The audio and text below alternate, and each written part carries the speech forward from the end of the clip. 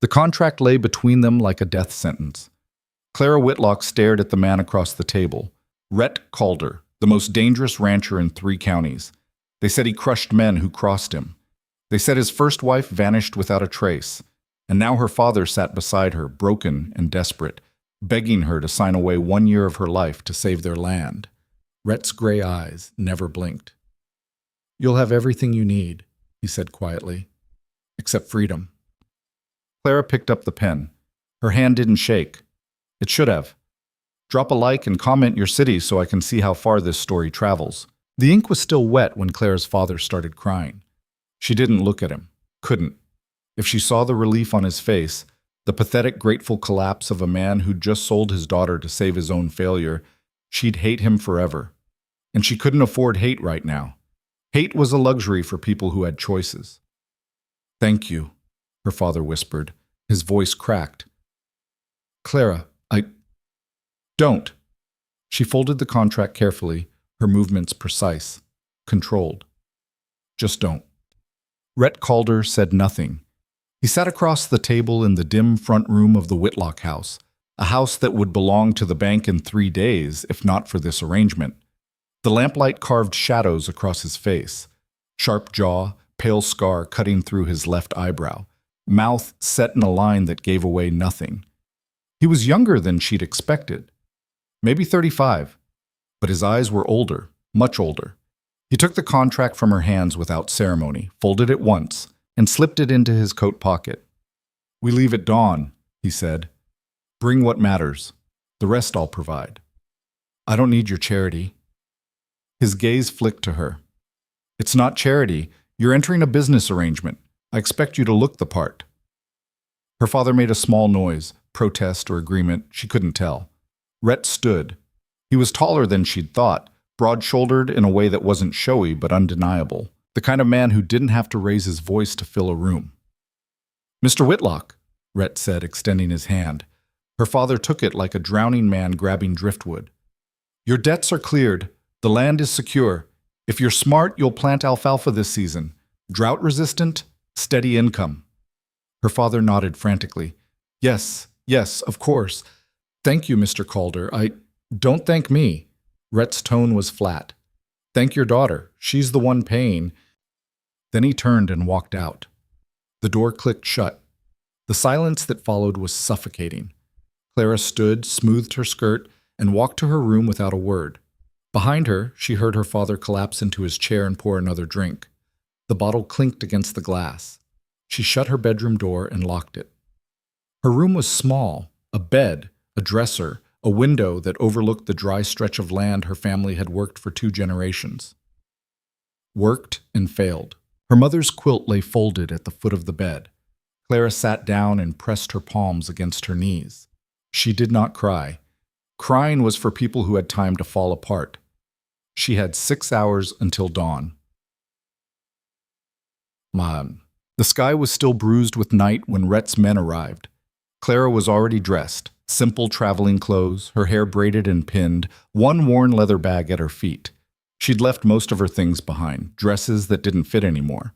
Books she'd read a dozen times. The life she'd lived here didn't translate to wherever she was going. Better to travel light. 2 riders dismounted in the yard. One was older, weathered, with a gray beard and the suspicious eyes of a man who'd seen too much. The other was younger, lean, with a rifle slung across his back. "Miss Whitlock," the older man said, tipping his hat. "Name's Garrett. This here's Joel. We'll be escorting you to the ranch." "Where's Rhett?" "Already rode ahead. Had business to settle." Garrett's gaze swept over her, assessing. Not unkind, but not warm either. "You ride?" "Yes." "Good. We've got 12 miles. Ground's rough." Joel brought a horse forward, a sturdy bay mare with intelligent eyes. Clara took the reins, checked the saddle, and mounted without assistance. Garrett nodded, almost approving. Her father appeared in the doorway, pale and rumpled. He opened his mouth, but Clara turned her horse and rode out before he could say a word. They rode in silence for the first hour. The land stretched flat and hard in every direction, dotted with scrub and stone. The sun climbed slowly, burning off the coolness of the morning. Clara kept pace between the two men, her back straight, her focus ahead. It was Garrett who finally spoke. "You know what you signed up for?" "A year," Clara said. "Room and board, clearing my father's debts. That's the contract. I'm asking if you know what you signed up for." She looked at him. "Why don't you tell me?" Garrett was quiet for a moment. Then he said, "Rhett Calder's not what people say he is, but he's not easy either. He runs that ranch like a military post. Everything has a place. Everyone has a role. You step out of line, he'll let you know. But he's fair. Fairest man I ever worked for."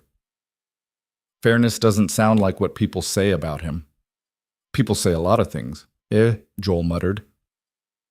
"Most of it's garbage." Garrett shot him a look. Joel shut up. "What happened to his first wife?" Clara asked. The silence that followed was sharp. Garrett's jaw tightened. "She left. That's all you need to know." She left? Or she disappeared? "She left," Garrett repeated, harder this time. Rhett gave her the choice. She took it, packed her things, and went east, sent a letter 6 months later saying she'd remarried. "That answer your question?" Clara studied his face. He wasn't lying, but there was something else there, something he wasn't saying. Why would people say she vanished if she didn't? "Because people love a ghost story more than the truth," Garrett said. "And because Rhett never bothered to correct them.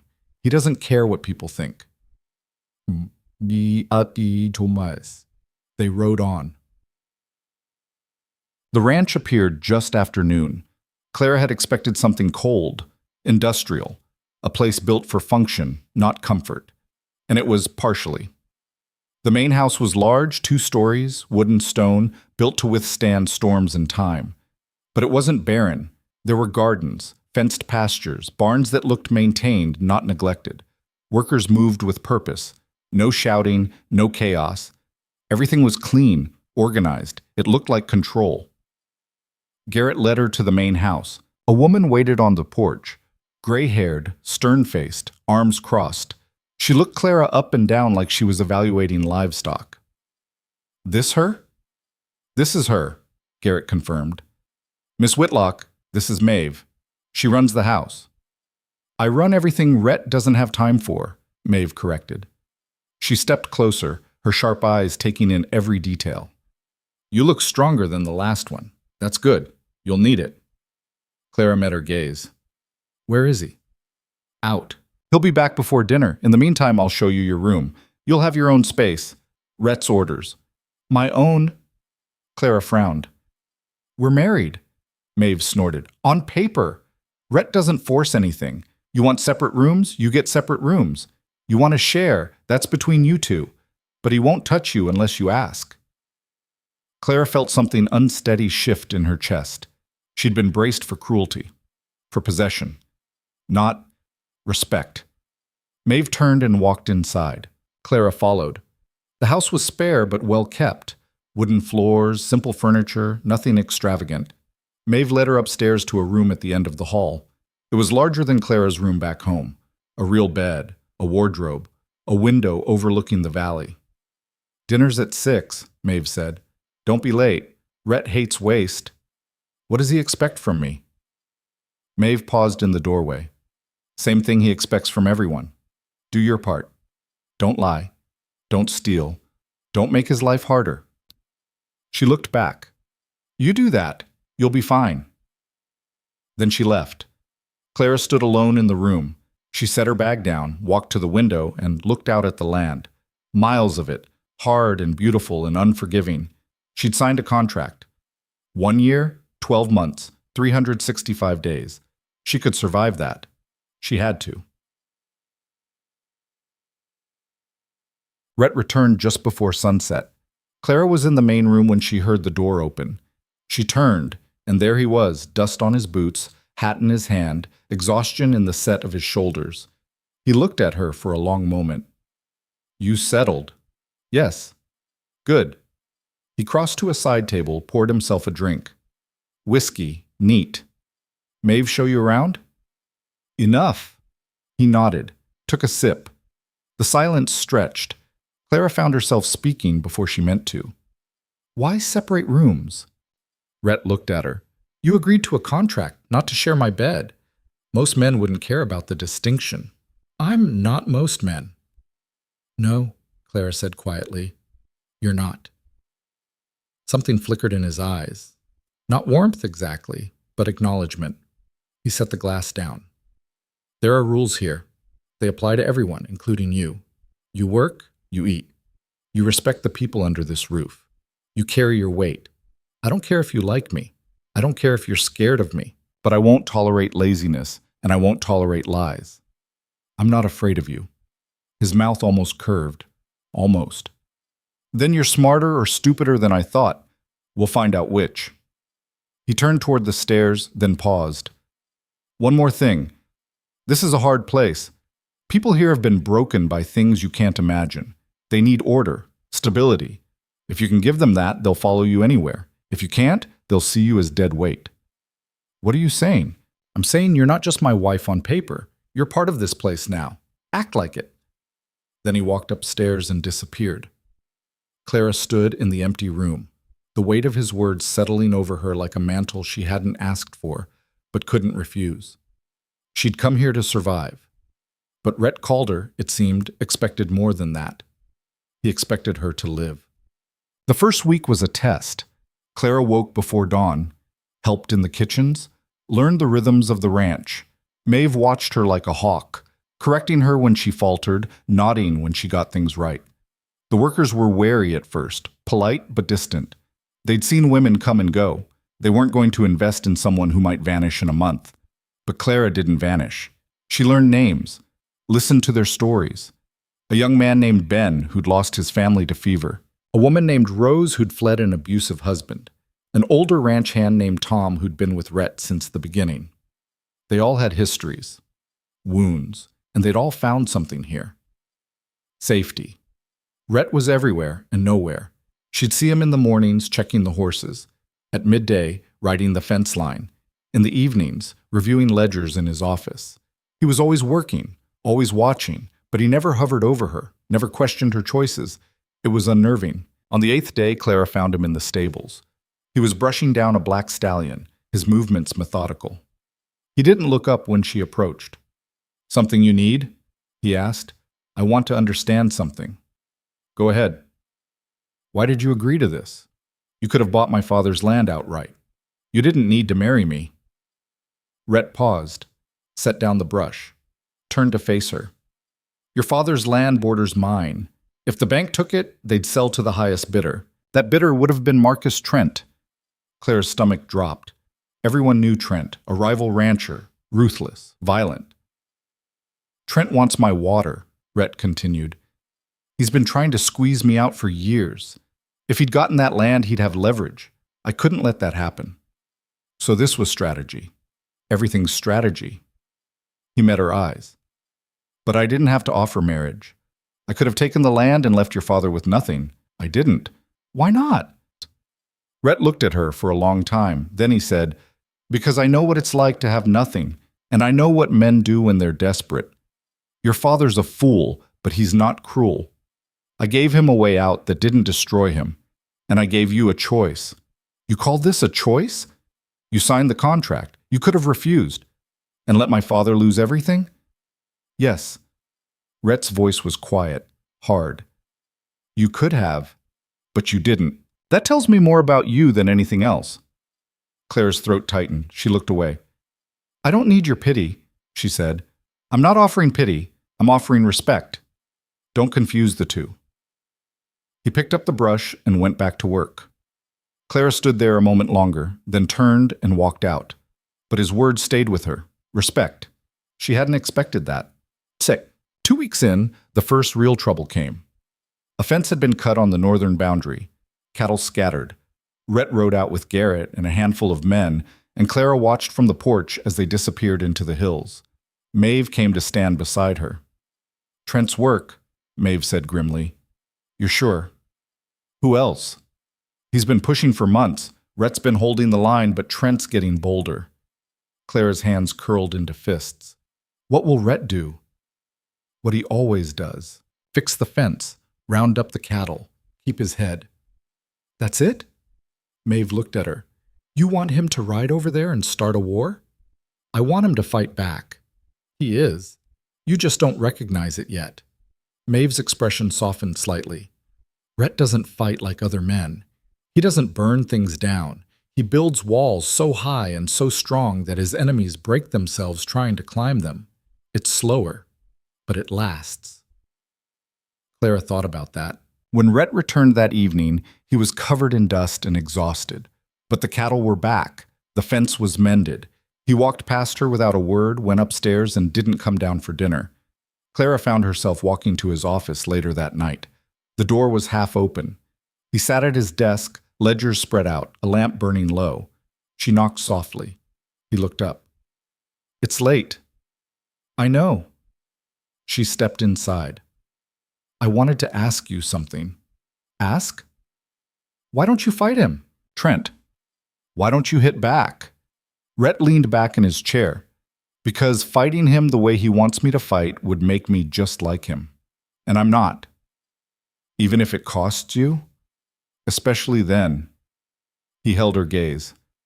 I've done things I'm not proud of, Clara. I've hurt people, made choices that kept me alive but cost me pieces of myself. I'm not a good man, but I'm trying to be a better one. And that means I don't start fires I can't control. Clara's chest tightened. She didn't know what to say. So she just nodded and left. But as she climbed the stairs to her room, she realized something. She didn't fear Rhett Calder. She respected him, and that was far more dangerous. The days became weeks. The rhythm of the ranch seeped into her bones. She found herself rising earlier, working harder, earning quiet nods from people who'd once looked through her. Rose started asking her opinion on the kitchen gardens. Tom showed her how to mend harnesses. Ben taught her to ride faster, sharper, the way you had to out here. And Rhett was a constant, steady, unbending, but not cold. He corrected her when she made mistakes, but never humiliated her. He listened when she spoke. He trusted her to make decisions about the house, the workers, the things that mattered. It was more freedom than she'd ever had in her father's house. One evening, after a particularly long day, Clara found herself sitting on the porch with Maeve. The older woman was smoking a pipe, her eyes on the horizon. You've changed, Maeve said. Clara glanced at her. How? You stand differently, talk differently. You're not scared anymore. I was never scared, Maeve smiled. Liar. Clara laughed despite herself. Fine, maybe a little. And now? Clara looked out at the land, the vast, hard, beautiful land. Now I think I understand what this place is. And what's that? A second chance. Maeve took a long drag from her pipe. Rhett built this place for people like us, people who didn't get a first chance worth a damn. He doesn't forgive easy, but he gives people room to prove themselves. That's rarer than you think. Clara thought about her father, about the desperation that had brought her here, about the contract that had felt like a death sentence. It didn't feel like that anymore. What happened to his first wife? Clara asked quietly. The real story. Maeve was silent for a long time. Then she said, she wanted softness, romance, a man who'd give her poetry and flowers and tell her she was the center of the world. Rhett's not built that way. He gave her safety, respect, loyalty, but that wasn't enough for her, so she left. Maeve looked at Clara. He didn't stop her, didn't beg, just let her go. Some people saw that as cruelty. I saw it as mercy. Do you think he loved her? I think he tried, but love isn't enough if two people want different things. Maeve tapped out her pipe. The question is, what do you want, Clara? Clara didn't answer, because she didn't know yet. It was a month in when everything shifted. A fire broke out in the southern pasture, a dry lightning strike that spread fast. Rhett and the men rode out immediately, but the flames were vicious. Clara stood on the porch, watching the smoke rise, her heart pounding. Maeve grabbed her arm. We need water, every hand we've got. Clara didn't hesitate. She ran. They formed a line, buckets passed hand to hand from the well to the edge of the fire. Clara's arms burned, her lungs ached, smoke stung her eyes. But she didn't stop. Rhett was in the thick of it, beating back flames with a soaked blanket, his face streaked with ash. He shouted orders, his voice cutting through the chaos, and people moved. They trusted him. And Claire realized she did too. The fire was contained just before midnight. The damage was bad, 2 acres scorched, fences destroyed. But it could have been worse. Rhett walked back to the house alone, limping slightly. Clara met him at the porch. "You're hurt." "It's nothing. Let me see."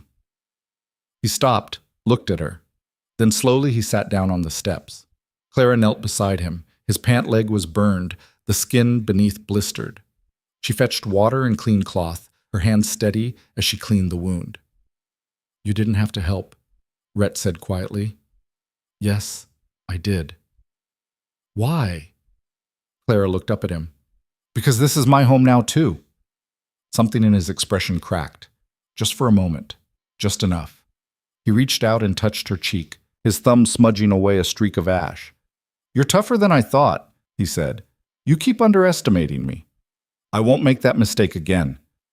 Their eyes held, and in that moment, Clara felt the fragile, terrifying beginning of something she hadn't expected, something that had nothing to do with contracts, and everything to do with choice. The bandage on Rhett's leg became a quiet marker between them. Clara changed it every morning before he rode out, and every evening when he returned. He never asked her to. She just did. And he let her. It was a small thing, but out here, small things carried weight.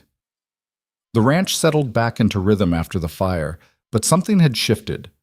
The workers looked at Clara differently now, not as an outsider, not as Rhett's temporary acquisition, but as someone who'd earned her place. She caught Rose smiling at her over the wash basins. Tom nodded when she passed. Even Garrett, who guarded his approval like gold, started asking her opinion on supply orders. "You've got a head for numbers," he said one afternoon, watching her tally grain costs. "Better than Rhett's last bookkeeper." "Who was that?" "Rhett himself." Garrett almost smiled. "Man can build an empire, but he hates paperwork." Clara glanced toward the window where she could see Rhett in the distance, working a young horse in the round pen. His movements were patient, deliberate. The horse fought him at first, tossing its head, pulling away. But Rhett never forced, never punished. He just waited, applied pressure, released it, waited again. The horse circled, slowed, eventually came to him. "He's got a way with broken things," Garrett said quietly. Clara looked at him. "The horse isn't broken." "No, but it was." Garrett's expression was unreadable. Most people would have given up on it. Rhett doesn't give up. He just takes his time. He walked away before Clara could respond. She watched Rhett through the glass a moment longer. The horse stood beside him now, calm. He stroked its neck, spoke words she couldn't hear. Then he led it back toward the stable, the animal following him like it had always known the way. Clara turned back to the ledgers, but the numbers blurred. She wasn't thinking about grain anymore. 2 days later, Marcus Trent made his first direct move. It started with a knock at the door just after breakfast. Clara answered it to find a stranger, well-dressed, too clean for this part of the territory, with a smile that didn't reach his eyes. "Good morning, ma'am. I'm looking for Rhett Calder." "He's not here." "When will he be back?" Clara studied him. "Who's asking?" The man's smile thinned. "Tell him Douglas Finch stopped by. I'm representing Mr. Marcus Trent in a business matter. I'll return this afternoon." He tipped his hat and left before Clara could say another word. She found Rhett an hour later repairing a section of fence with Tom and Ben. When she told him about the visitor, his face didn't change, but his hands stilled on the wire. "What did he look like?" Clara described him. "That's Finch," Tom muttered. "Trent's lawyer. Nothing good comes when he shows up." Rhett pulled the wire tight, twisted it, tested the tension. He say what he wanted? "Business matter. He's coming back this afternoon." Rhett nodded once. "I'll be here." "What do you think Trent wants?" "Same thing he always wants. To take what isn't his." Douglas Finch returned at 2 o'clock sharp. Rhett met him on the porch. Clara stayed inside, but close enough to hear through the open window. Maeve stood beside her, arms crossed, jaw tight. "Mr. Calder." Finch's voice was smooth, professional. "Thank you for seeing me." "I haven't agreed to see you yet. State your business." Mr. Trent would like to make you an offer. Not interested. You haven't heard the terms. Don't need to. The answer's no. Finch chuckled. Mr. Calder, I understand you're a cautious man, but my client is prepared to be very generous. He's offering to purchase your water rights to the northern tributary, fair market value, plus 20%. The northern tributary runs through my land. It's not for sale. Everything's for sale at the right price. Not to Marcus Trent. The silence that followed was sharp. When Finch spoke again, his tone had changed, colder. Mr. Trent has been more than patient. He's tried to work with you. You've refused every reasonable offer. He's beginning to think you're not a reasonable man. Then he's finally figured me out. He also wants you to know that he's acquired the Morrison property, 3 miles south of here, which means he now controls the eastern tributary as well. Clara saw Rhett's shoulders tense slightly. It was the only sign. That's Morrison's business, Rhett said. Not mine. It becomes your business when it affects your water supply. Finch leaned in slightly. Mr. Trent controls the eastern flow now. If he were to redirect it, well, that's his right as a landowner, but he'd prefer not to. He'd prefer a partnership, cooperation. You mean extortion, Finch smiled. I mean opportunity. Tell Trent he can redirect whatever he wants. I've got 2 wells and enough spring runoff to last through any drought he tries to manufacture. And tell him if he sets foot on my land again, I'll treat him like any other trespasser. Finch's smile vanished. That sounds like a threat. It's a promise. Mr. Trent doesn't respond well to promises like that. Then he shouldn't make them necessary. Rhett turned and walked back into the house.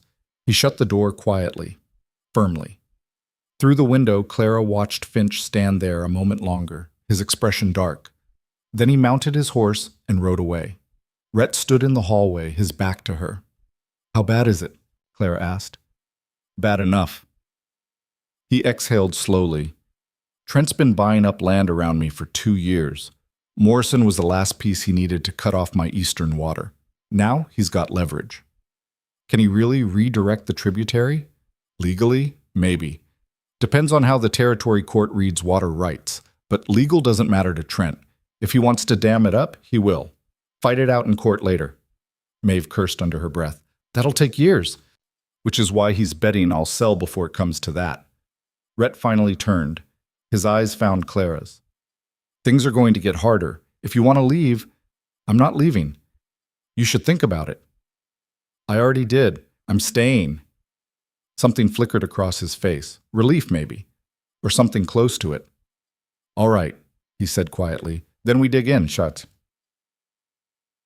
The next week was tense. Rhett doubled patrols along the property lines. Garrett organized watches through the night. Everyone carried rifles. The ranch felt like it was holding its breath, waiting for the next blow. It came on a Thursday. Clara was in the kitchen with Rose when they heard the shout. She ran outside to find Ben stumbling toward the house, his shirt torn, blood streaming from a cut above his eye. They jumped me, he gasped. 3 of Trent's men at the northern fence. Rhett was there in seconds. How many? 3. Maybe 4. They told me to give you a message. Ben wiped blood from his face. They said this is just the beginning. Rhett's expression went cold, flat, the kind of calm that was more dangerous than rage. Get him cleaned up, he told Clara. Then he turned to Garrett. Round up Tom, Joel, and Franklin. We're riding out. Rhett, Garrett started. Now. Garrett didn't argue. Clara grabbed Rhett's arm before he could leave. Don't do something stupid. I'm not. Then what are you doing? He looked down at her hand on his arm, then back at her face. I'm reminding Trent that I don't bluff. If you go after them, I'm not going after them. I'm going to the fence line.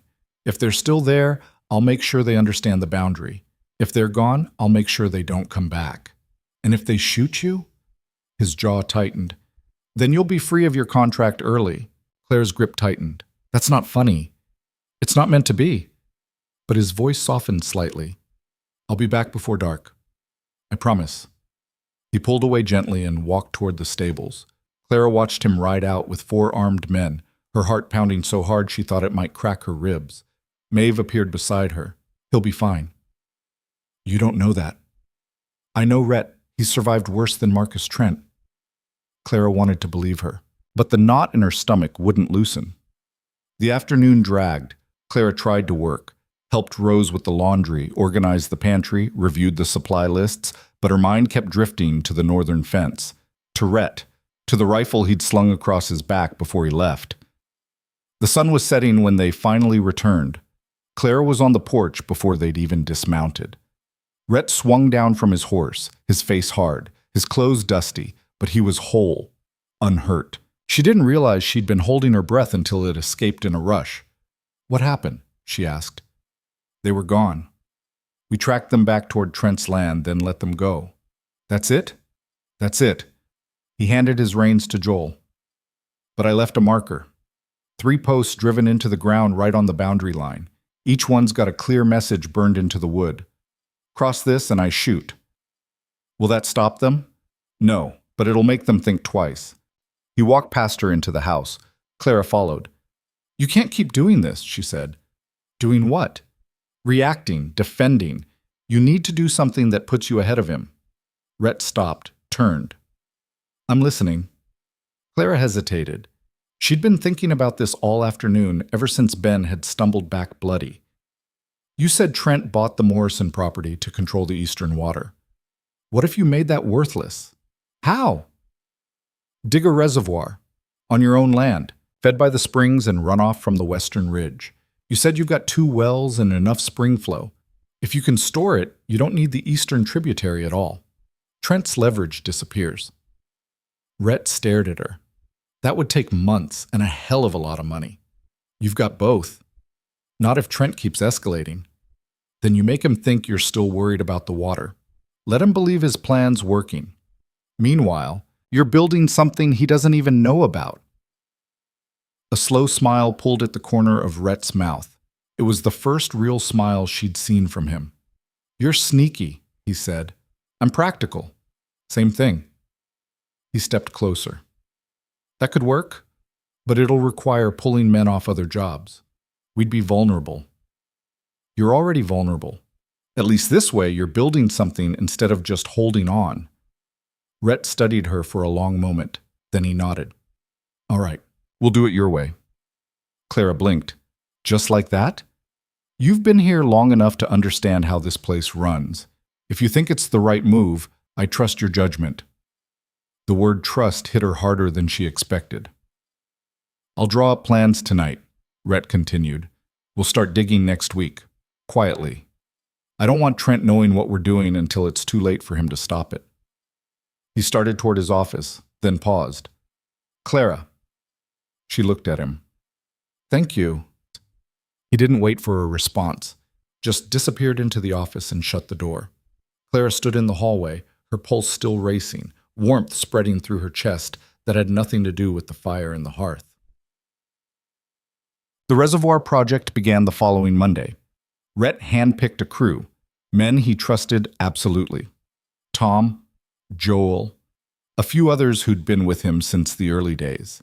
They worked before dawn and after dusk, carving into the hard earth on the western edge of the property where the natural slope would help with water flow. Clara kept the household running so Rhett could focus on the dig. She managed supplies, coordinated schedules, handled the day-to-day decisions that kept the ranch from falling apart. It was exhausting, but it was also exhilarating. For the first time in her life, Clara had real responsibility, real authority, and people listened to her. One afternoon, Rose approached her with a problem. 2 of the younger workers, a boy named Samuel and a girl named Lucy, had been caught stealing food from the kitchen. "I found them sneaking bread and dried meat," Rose said, her expression troubled. "They're terrified. Think Rhett's going to throw them out." Claire's chest tightened. "How old are they?" "Samuel's 15. Lucy's maybe 13. They showed up a few months back, half-starved. Rhett took them in, but they're still jumpy, old habits. Where are they now?" "Hiding in the barn." Clara found them huddled in the back corner, near the hay bales. Samuel stood in front of Lucy, his thin body tense, his eyes wide with fear. Lucy clutched a bundle of bread to her chest like it was gold. Clara crouched down to their level. "I'm not here to punish you." Samuel didn't move. "We'll leave. Just don't tell Mr. Calder." I'm going to tell him, but not for the reason you think. Clara kept her voice gentle. Why were you stealing? We weren't stealing, Samuel said quickly. We were just... It's okay. You can tell me the truth. Lucy's voice was small. We were saving it, in case we had to leave. Clara's heart broke a little. You think you're going to have to leave? People always leave, Lucy whispered, or they make us leave. Not here. Rhett doesn't throw people out for being hungry. He will if we steal. You weren't stealing. You were scared. Clara reached out slowly, carefully, and touched Lucy's hand. I'm going to talk to Rhett, but I need you to trust me. Can you do that? Lucy looked at Samuel. He looked at Clara. Finally, he nodded. Clara found Rhett in his office that evening, bent over maps of the reservoir site. We need to talk, she said. He looked up. What happened? She told him about Samuel and Lucy, about the fear, the hiding, the desperate need to have something stored away in case the world turned on them again. Rhett listened without interrupting. When she finished, he leaned back in his chair and exhaled slowly. They think I'm going to kick them out. They think everyone kicks them out eventually. Rhett was quiet for a long moment. Then he stood. Take me to them. Clara led him to the barn. Samuel and Lucy were still there, pressed against the wall like trapped animals. Rhett knelt down in front of them. His presence was large, solid, but he moved slowly, carefully. I'm not angry, he said. Samuel's hands shook. We're sorry. I said I'm not angry. I need you to hear that. Rhett's voice was firm, but not harsh. You're not in trouble, but I need to understand something. Why didn't you just ask for more food? We didn't want to be a burden, Lucy whispered. You're not a burden. You work. You earn your keep. And if you need more, you ask. That's the rule here. You don't have to hide. You don't have to hoard. He paused. I know what it's like to be hungry, to not know if there's going to be another meal. But that's not how this place works. You understand? Lucy's eyes filled with tears. You're not going to send us away? No, you're staying. Rhett's expression softened just slightly. But if you need something, anything, you come to me or Clara or Maeve. No more hiding. Deal? Samuel nodded, his throat working. Deal. Rhett stood. Good. Now go help Rose in the kitchen. I'm betting she could use an extra set of hands with dinner. They scrambled up and ran off, relief written across their faces. Clara watched them go, then looked at Rhett. You're good at that. At what? Making people feel safe. He didn't answer right away, just stared after the kids, something old and tired in his eyes. I spent too many years not feeling safe, he said finally. I won't let that happen to anyone under my roof. Clara stepped closer. Is that why you built this place? The ranch? Part of it. He glanced at her. I was 18 when I lost my family. Fever took my parents and my sister in the same month. I had nothing. No land, no money, no name. I did things I'm not proud of just to survive. Worked for men I hated. Hurt people because I was told to. When I finally had enough, I swore I'd build something different. A place where people didn't have to choose between their dignity and their survival. And you did. I tried. His jaw tightened. But it's never finished. There's always someone like Trent trying to tear it down. Always another fight. Clara reached out and touched his arm. Then we keep fighting. Rhett looked down at her hand, then back at her face. The air between them shifted, charged, fragile, dangerous. You didn't sign up for this, he said quietly. Neither did you. But here we are. His hand covered hers, warm, rough, real. Here we are, he echoed. For a moment, neither of them moved. Then Rhett pulled away, cleared his throat, and stepped back. I should get back to the maps. Right. Yes. He walked toward the door, then stopped. Clara. Yeah? You're good at this too. At what? Making people feel like they matter. He left before she could respond. Clara stood alone in the barn, her hand still tingling where his had been, her heart doing something reckless and terrifying in her chest. 3 weeks into the reservoir project, the rains came. Not the soft, steady rains that farmers prayed for, the kind that rolled in black and violent, turning the sky into a bruise and the ground into a river. It started just after midnight. Clara woke to the sound of thunder rattling the windows. She went to the glass and looked out at the ranch, barely visible through the downpour. A knock at her door. "Clara?" Maeve's voice. "Rhett needs everyone. The reservoir's flooding." Clara dressed in 30 seconds and ran downstairs. The main room was chaos. Men pulling on coats, grabbing shovels and ropes, voices sharp with urgency. Rhett stood at the center, issuing orders. "Tom, take 3 men to the eastern berm. Reinforce it before it breaks. Joel, you're with me on the western side. Garrett, I need sandbags on the north slope." He stopped when he saw Clara. "You're not going out in this," he said. "Yes, I am." "Clara, you need every hand you've got. Don't waste time arguing." His jaw tightened. Then he nodded once. "Stay with Garrett. Do what he says." They ran out into the storm. The rain was brutal, cold and sharp like needles. The wind howled. Lightning split the sky.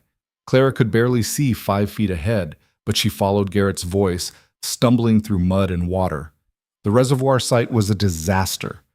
Water poured down the slope faster than the incomplete structure could handle. The western berm was holding, but barely. One wrong surge, and the whole thing would collapse. "Sandbags!" Garrett shouted. "Form a line!" Clara grabbed a bag and hauled it to the edge. Her boots sank into the mud. Her arms screamed, but she didn't stop. They worked for hours, filling bags, stacking them, reinforcing weak points. The storm didn't let up. If anything, it got worse. And then Clara heard the crack. She turned just in time to see a section of the eastern berm collapse. Water surged through the gap like a fist. "Get back!" Rhett's voice, raw and desperate. Men scattered, but Tom was too close, too slow. The water hit him like a wall, sweeping him off his feet. Clara didn't think. She just ran. She grabbed a rope tied to one of the support posts and plunged into the rushing water. It was freezing, chaotic, trying to tear her apart, but she pushed forward, her hand outstretched. "Tom!" He was flailing, going under. Clara lunged and caught his wrist. The current yanked them both sideways, slamming them against a half-submerged post. Pain exploded in Clara's shoulder, but she held on. "I've got you," she gasped. "Don't let go." Hands grabbed her from behind. Rhett, pulling them both back, his strength the only thing keeping them from being washed away. Garrett and Joel were there too, hauling on the rope, dragging them to solid ground. They collapsed in the mud, coughing, shaking. Rhett's hands were on Clara's face, frantic. "Are you hurt?" "I'm fine." "You could have died." "So could Tom." Tom sat a few feet away, bent over, retching water, but alive. Rhett stared at Clara, his eyes wild, his chest heaving.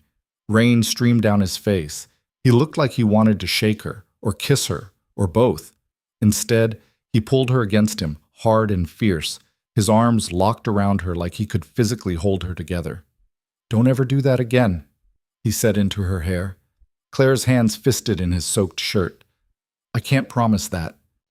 He made a sound, half laugh, half sob, and held her tighter.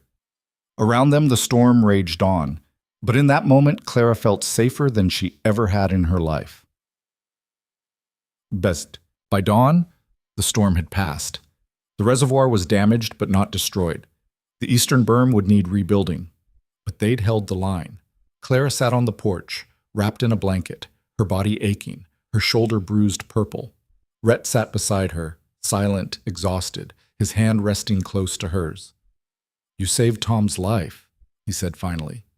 "We all did." "No, you did. The rest of us were too far back." Clara looked at him. His face was haggard, shadowed with exhaustion and something else. Fear, maybe. The kind that came after the crisis, when you realized how close you'd come to losing something. "I wasn't going to let him drown," she said simply. "I know." Rhett's voice was rough. "That's what scares me." "Why?" "Because you don't hesitate. You just act. And one of these days that's going to get you killed. Or it'll save someone's life, like today."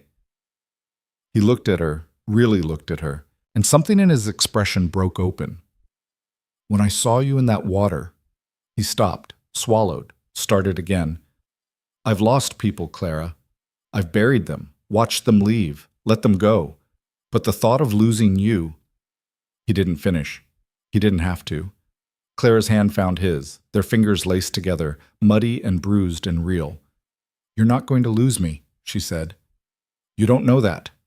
"No, but I'm choosing to stay anyway." Rhett's thumb brushed over her knuckles. "This wasn't part of the contract." "No, it wasn't. So what is this?" Clara looked at their joined hands, at the man beside her who'd built a refuge for broken things, who'd given her respect when she expected cruelty, who'd trusted her when he had every reason not to.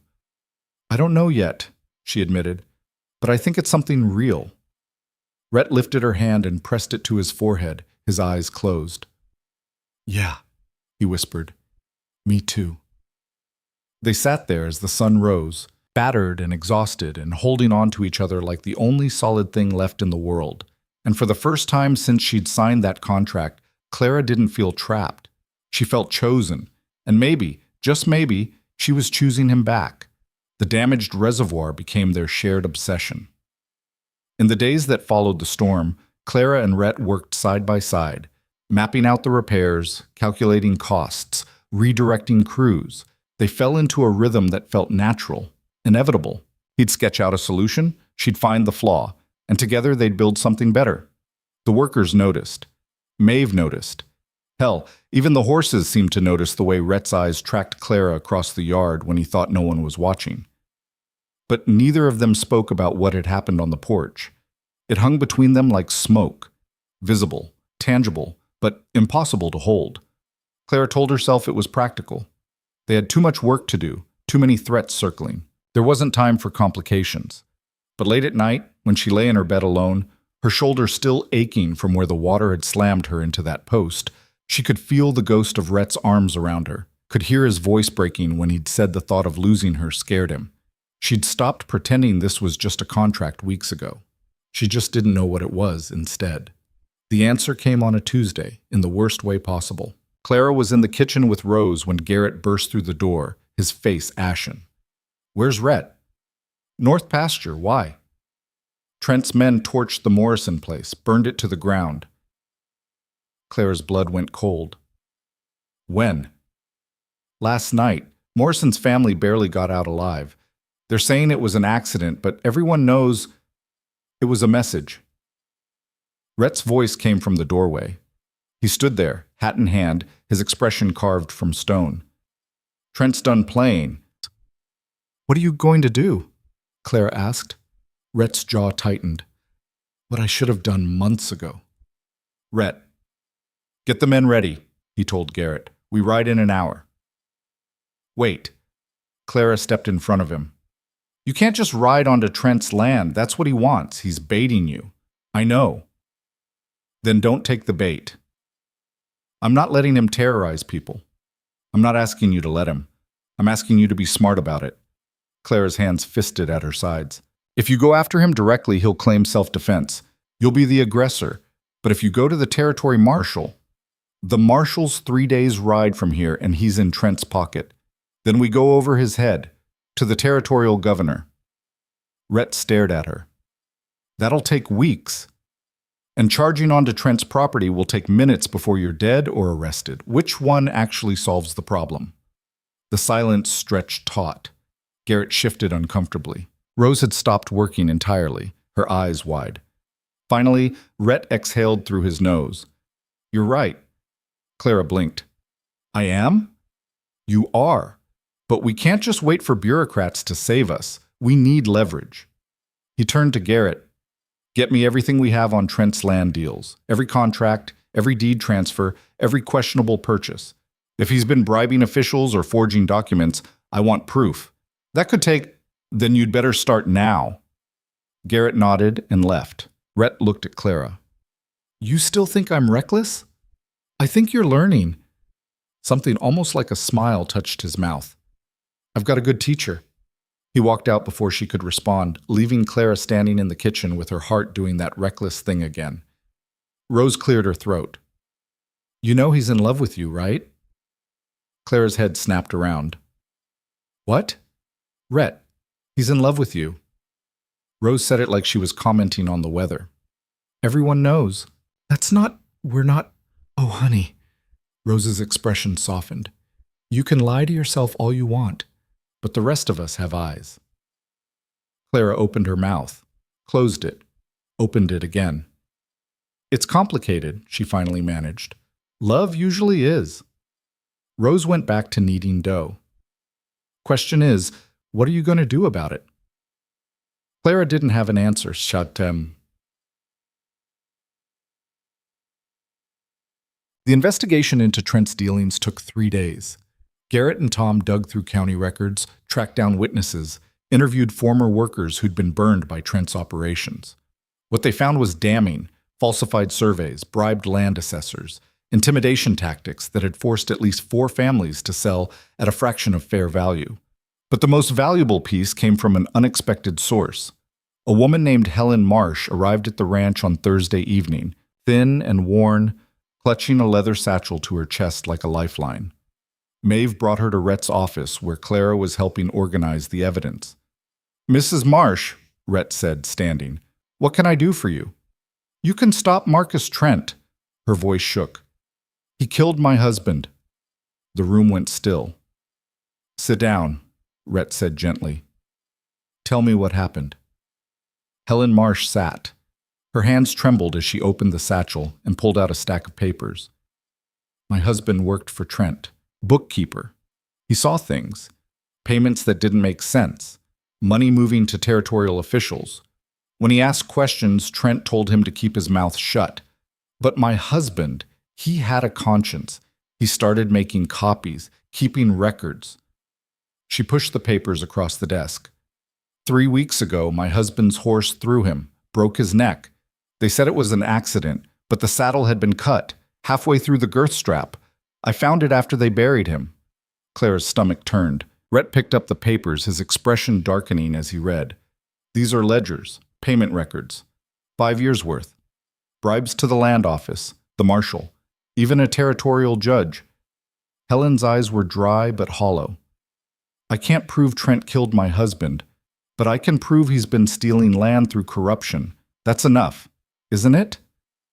Rhett looked at her for a long moment. Then he said, It's enough. I'll make sure it's enough. What do you need from me? Nothing. You've done more than anyone had a right to ask. Go somewhere safe. I'll handle it from here. Helen Marsh stood slowly. He took everything from me, Mr. Calder. Make him pay. I will. After she left, Clara leaned against the desk, her mind racing. This is it. This is what you need. It's what we need, Rhett corrected. He was already writing a letter, his hand moving fast and sure. I'm sending this to the territorial governor tonight. With this evidence, Trent's finished. He won't go quietly. No, he'll come for us first. Rhett sealed the letter, dripped wax, pressed his signet ring into it. Which is why we need to be ready. Ready for what? Rhett's eyes met hers. War. The letter went out that night with Joel, who rode hard for the territorial capital. The ranch locked down.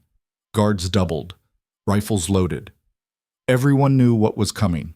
Trent would hear about the letter. Someone in the governor's office would tip him off, bought loyalty being what it was, and when he did, he'd strike. The waiting was worse than the storm. Clara threw herself into work, but it didn't help. Her nerves were stretched wire-thin. She kept seeing Helen Marsh's hollow eyes, kept thinking about the cut saddle strap, about how easy it was to make murder look like an accident out here. On the third night, she found Rhett alone in the stable, checking the horses one last time before bed. Can't sleep? He asked without turning. No. Me neither. Clara stepped closer. He was brushing down the black stallion, the one he'd been working with when she'd first started noticing him differently. The horse stood calm now, trusting. How do you do it? She asked. Do what? Stay steady, when everything's falling apart. Rhett's hand stilled on the horse's flank. I just don't let people see it. I see it. He looked at her then, really looked. The lamplight caught the tired lines around his eyes, the tension in his jaw. He looked older tonight, more human. You see a lot of things, he said quietly. So do you. The air between them thickened. Rhett set down the brush. Clara, don't. She stepped closer. Don't say something reasonable. Don't remind me about the contract or the timing or how complicated this is. Then what do you want me to say? I want you to tell me the truth. His throat worked. The truth is, I haven't slept through the night since you walked into that water after Tom. The truth is, I check on you 3 times a night to make sure you're still here. The truth is, he stopped, swallowed hard. The truth is, I didn't plan on this. On you. Clara's heart hammered. I didn't plan on you either. I know. His hand lifted, hesitated, then gently touched her face. His palm was rough, warm, real. This is a bad idea. Probably. We should wait until things settle. Things are never going to settle, not out here. Clara, she kissed him. It wasn't soft, wasn't tentative. It was months of tension and fear and wanting something she'd been too scared to name. Rhett went rigid for half a heartbeat, then his control shattered. His hands came up, one tangling in her hair, the other pulling her against him.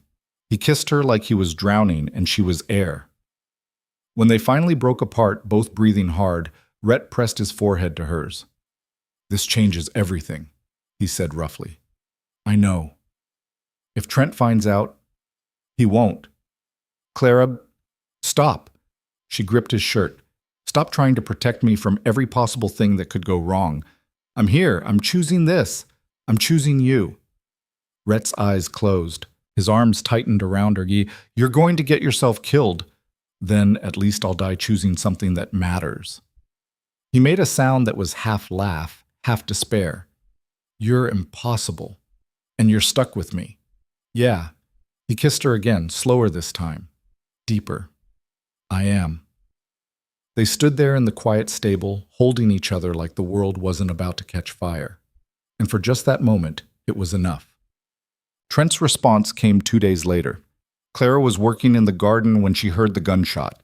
She ran toward the sound, her heart in her throat. Workers were shouting, pointing toward the southern ridge. Smoke rose in a thin black line. She found Rhett on the porch, rifle in hand, his face carved from granite. Garrett stood beside him, cursing under his breath. What happened? Claire demanded. Trent's men set fire to the equipment shed, Rhett said flatly. Burned half our tools, left a message nailed to the door. What kind of message? Garrett handed her a piece of paper. The words were scrawled in angry black ink. Drop the charges or the whole ranch burns. Clara's hands shook. He's escalating. He's desperate, that's, Rhett corrected. The governor's office responded this morning. They're opening an official investigation. Trent knows he's cornered, which makes him more dangerous. Yes. Clara looked at the smoke, then back at Rhett. What are you going to do? I'm going to end this. His voice was hard. Final. Tonight. Rhett, I'm not starting a war. I'm ending one. He looked at her. Stay inside. Lock the doors. Don't come out until I get back. Where are you going? To have a conversation with Marcus Trent. Clara's blood went cold. You can't go alone. I'm not. Garrett and Tom are coming with me. That's not enough. It has to be. Rhett's hand found hers, squeezed. Trust me. I do. That's what scares me. He leaned in and kissed her forehead. Quick, gentle, devastating. Then he walked away. Clara watched him mount his horse, watched him ride out with Garrett and Tom flanking him, watched until they disappeared into the distance. Maeve appeared beside her. He'll come back. How do you know? Because he's got something to come back for now. Claire's chest ached. What if that's not enough? Then we'll make it enough. Maeve's expression was fierce. Come on, we've got work to do.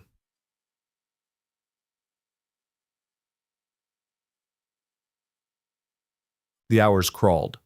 Clara helped Maeve prepare for the worst, stockpiling water, organizing the remaining weapons, making sure every door and window could be secured. Rose kept the younger workers calm. Samuel and Lucy stuck close to Clara, their eyes too wide, their fear a living thing.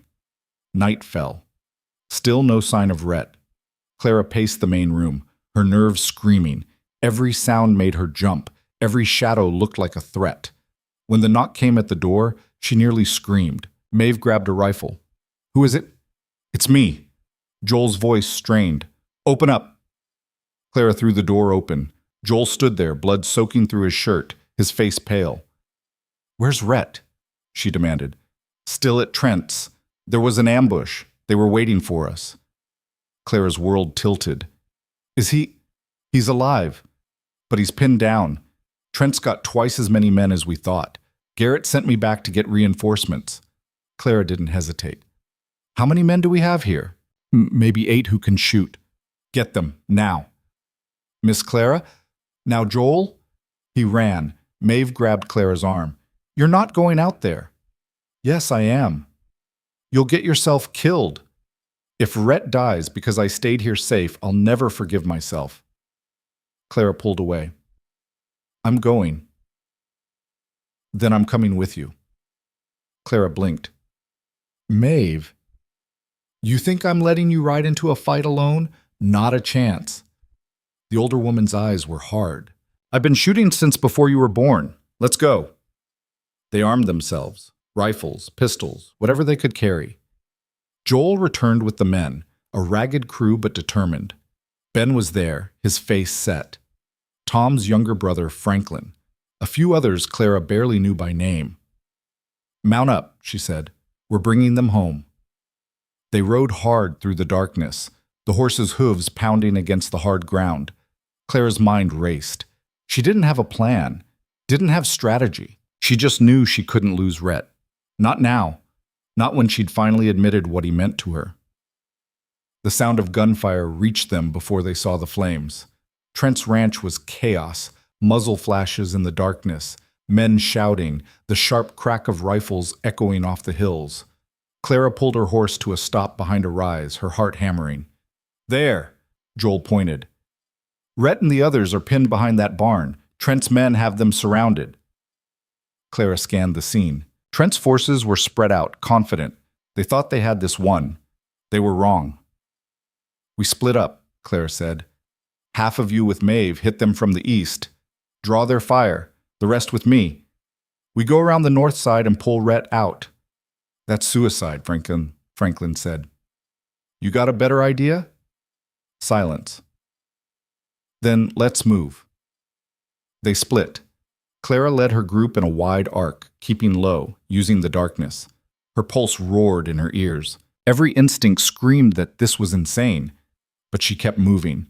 The first shot rang out from Maeve's position. Trent's men turned, confused. That was the opening. Clara and her group rushed forward. She saw Rhett then, crouched behind a water trough, his face streaked with blood and dirt. Their eyes met across the chaos. His expression went from shock to fury. "What the hell are you doing here?" "Saving you. You're welcome." A bullet smashed into the wood beside her head. Clara dropped, rolled, came up shooting. She'd never fired a gun in anger before, but fear and desperation made her hands steady. Beside her, Ben and Franklin laid down covering fire. Joel was already pulling Garrett to his feet. The older man was limping, his leg bleeding. "Fall back!" Rhett shouted. "Everyone move!" They ran. Bullets chased them. Someone screamed. Clara didn't look back. She just ran, her lungs burning, her grip white-knuckled on the rifle. They made it to the horses. Mounted, rode. Behind them, Trent's men gave chase, but Maeve's group had broken their formation. The pursuit was disorganized, half-hearted. They rode until Clara's legs were numb and her hands were shaking so hard she could barely hold the reins. When they finally stopped, Rhett dismounted and pulled Clara off her horse before she could protest. His hands gripped her shoulders, his eyes wild. "What were you thinking?" "I was thinking you were going to die." "So you rode into a firefight?" "Yes." Rhett stared at her. Then he kissed her, hard and desperate and furious. When he pulled back, his voice was rough. "Don't ever do that again." "You don't get to ask me that." "Clara." "No. You don't get to ride off and expect me to just wait around wondering if you're coming back. We're in this together or we're not. Choose." His jaw worked. Together. "Then stop trying to protect me from everything." "I can't. It's who I am." Then learn to live with the fact that I'm going to protect you back." Something in his expression broke. He pulled her against him, his face buried in her hair. "You're going to kill me." "Not if Trent does it first." Rhett laughed, the sound choked. "Fair point." Around them, the others were tending wounds, checking horses, coming down from the adrenaline. Garrett was sitting against a rock, Maeve wrapping his leg with strips torn from her skirt. "We can't go back to the ranch," Tom said quietly. "Trent knows where we are. He'll hit us tonight." "Then we don't go back," Rhett said. "We go somewhere he won't expect." "Where?" "The old mining camp, 20 miles west. Abandoned for years, but the structures are still there. We can defend it." Clara looked at him. "And then what?" "Then we wait. The governor's investigation will move forward. Trent's already shown his hand. He attacked us unprovoked. That's all the proof they'll need. If we survive long enough for it to matter." Rhett's hand found hers. "We will." Clara wanted to believe him, but as they mounted up again, riding toward an abandoned camp in the middle of nowhere with Trent's men somewhere behind them, she couldn't shake the feeling that the worst was still coming. The mining camp was a ghost town. Rotting buildings, collapsed shafts, the bones of a place that had died when the silver ran out. But the main bunkhouse was still standing, and there was a natural choke point at the entrance, a narrow ravine that would force anyone attacking to come in single file. They fortified what they could, barricaded windows, set up firing positions, rationed what little supplies they'd managed to bring, and then they waited. Dawn came cold and gray. Clara stood watch on the roof of the bunkhouse, her rifle across her lap, her eyes scanning the horizon. Rhett climbed up beside her. He moved stiffly. He'd taken a bullet to his side during the fight, though he'd refused to admit how bad it was until Maeve had forced him to let her stitch it. "You should be resting," Clara said. "So should you." "I can't." "Me neither." They sat in silence for a moment. Then Rhett said, "I'm sorry." Clara looked at him. "For what?" "For dragging you into this. You signed a contract to save your father's land, not to fight a war." "You didn't drag me. I chose." She met his eyes. "And I'd choose it again." His hand covered hers. "I don't deserve you." "Probably not, but you're stuck with me anyway." He smiled, tired, real, heartbreaking. "Best thing that ever happened to me." Clara's throat tightened. "We're going to survive this." "I know." "How?" "Because I've got something to survive for now." He leaned in, his forehead touching hers. "You!" Before Clara could respond, a shout came from below. "Riders! Coming in fast!" They scrambled to their feet. Clara grabbed her rifle, her heart slamming against her ribs. But when the riders came into view, it wasn't Trent's men. It was Joel. And behind him, a column of territorial rangers, 20 strong, wearing official badges, rifles ready. The lead ranger dismounted, his expression grim. "Rhett Calder?" "That's me. I'm Captain Hayes. The governor sent us. We've got a warrant for Marcus Trent's arrest, and we've got orders to secure this location and anyone under Trent's threat." His eyes swept the camp. "Looks like we got here just in time." Rhett's shoulders sagged slightly, the first crack in his armor. "You have no idea." Hayes' expression softened just slightly. "Actually, we do. We've been tracking Trent's movements for 2 days. He's holed up at his ranch with what's left of his crew. We're moving on him within the hour." He paused. "You're welcome to ride with us. See it through." Rhett looked at Clara. She knew what he was asking. She also knew her answer.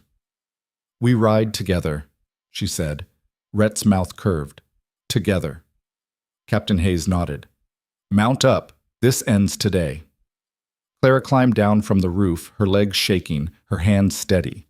It wasn't over yet, but for the first time in weeks, she believed it could be. The ride to Trent's ranch felt like riding toward the edge of the world. 20 territorial rangers plus Rhett's crew, maybe 30 people total, strung out in a loose column across the hard ground. Clara rode beside Rhett, her rifle across her saddle, her body still humming with adrenaline from the night before. She hadn't slept. Doubted anyone had. But exhaustion was a luxury they couldn't afford yet. Captain Hayes rode at the front, his posture military straight, his eyes constantly scanning. He'd been polite but distant when they'd set out, treating Rhett with the kind of careful respect reserved for men whose reputations preceded them. But as they rode, Clara noticed him glancing back at Rhett more than once, something assessing in his gaze. Finally, he dropped back to ride alongside them. "I read the file on you," Hayes said without preamble, before we rode out. "The governor wanted me to know who I was protecting." Rhett's expression didn't change. And it's an interesting history. Frontier enforcer? Bounty hunter. Some ugly work in there. I never pretended otherwise. "No, you didn't. That's what made the file interesting." Hayes paused. "Most men with that kind of past either end up dead or become exactly what they were fighting. You built something instead. That takes a different kind of strength." Rhett glanced at him. "Is there a point to this?" "The point is, I've seen men like Trent before. They think violence and money make them untouchable. They're wrong. But taking them down the right way, through law, through evidence, that's harder than just putting a bullet in them. Takes patience. Discipline." Hayes' eyes cut to Clara, then back to Rhett. "I'm saying I respect what you're trying to do here, and I'm going to make sure it sticks." Something in Rhett's shoulders relaxed slightly. "Appreciated." Hayes nodded and spurred his horse forward again. Clara looked at Rhett. "He's not wrong about you being different. I'm not different. I just got tired of being the same." "That's the definition of different." Rhett almost smiled. "You always have an answer, don't you?" "One of my many charms." This time he did smile. Small, brief, but real. His hand found hers where it rested on her thigh, squeezed once, then let go. They rode on. Trent's ranch appeared just after noon, sprawling and fortified like a small fortress. Stone buildings, high fences, guard towers at the corners. Smoke rose from several chimneys, and Clara could see movement behind the windows, men with rifles watching their approach. Captain Hayes called a halt just outside rifle range. "Trent!" he shouted, his voice carrying across the open ground. "This is Captain William Hayes of the Territorial Rangers. You're under warrant for bribery, fraud, intimidation, and arson. Come out peacefully, and you'll get a fair trial." Silence. Then a door opened, and Marcus Trent stepped out. Clara had never seen him up close before. He was shorter than she'd expected, stocky and broad, with thinning hair, and the kind of face that looked genial until you saw his eyes. Cold, calculating. The eyes of a man who'd made a career out of taking what he wanted and destroying anyone who stood in his way.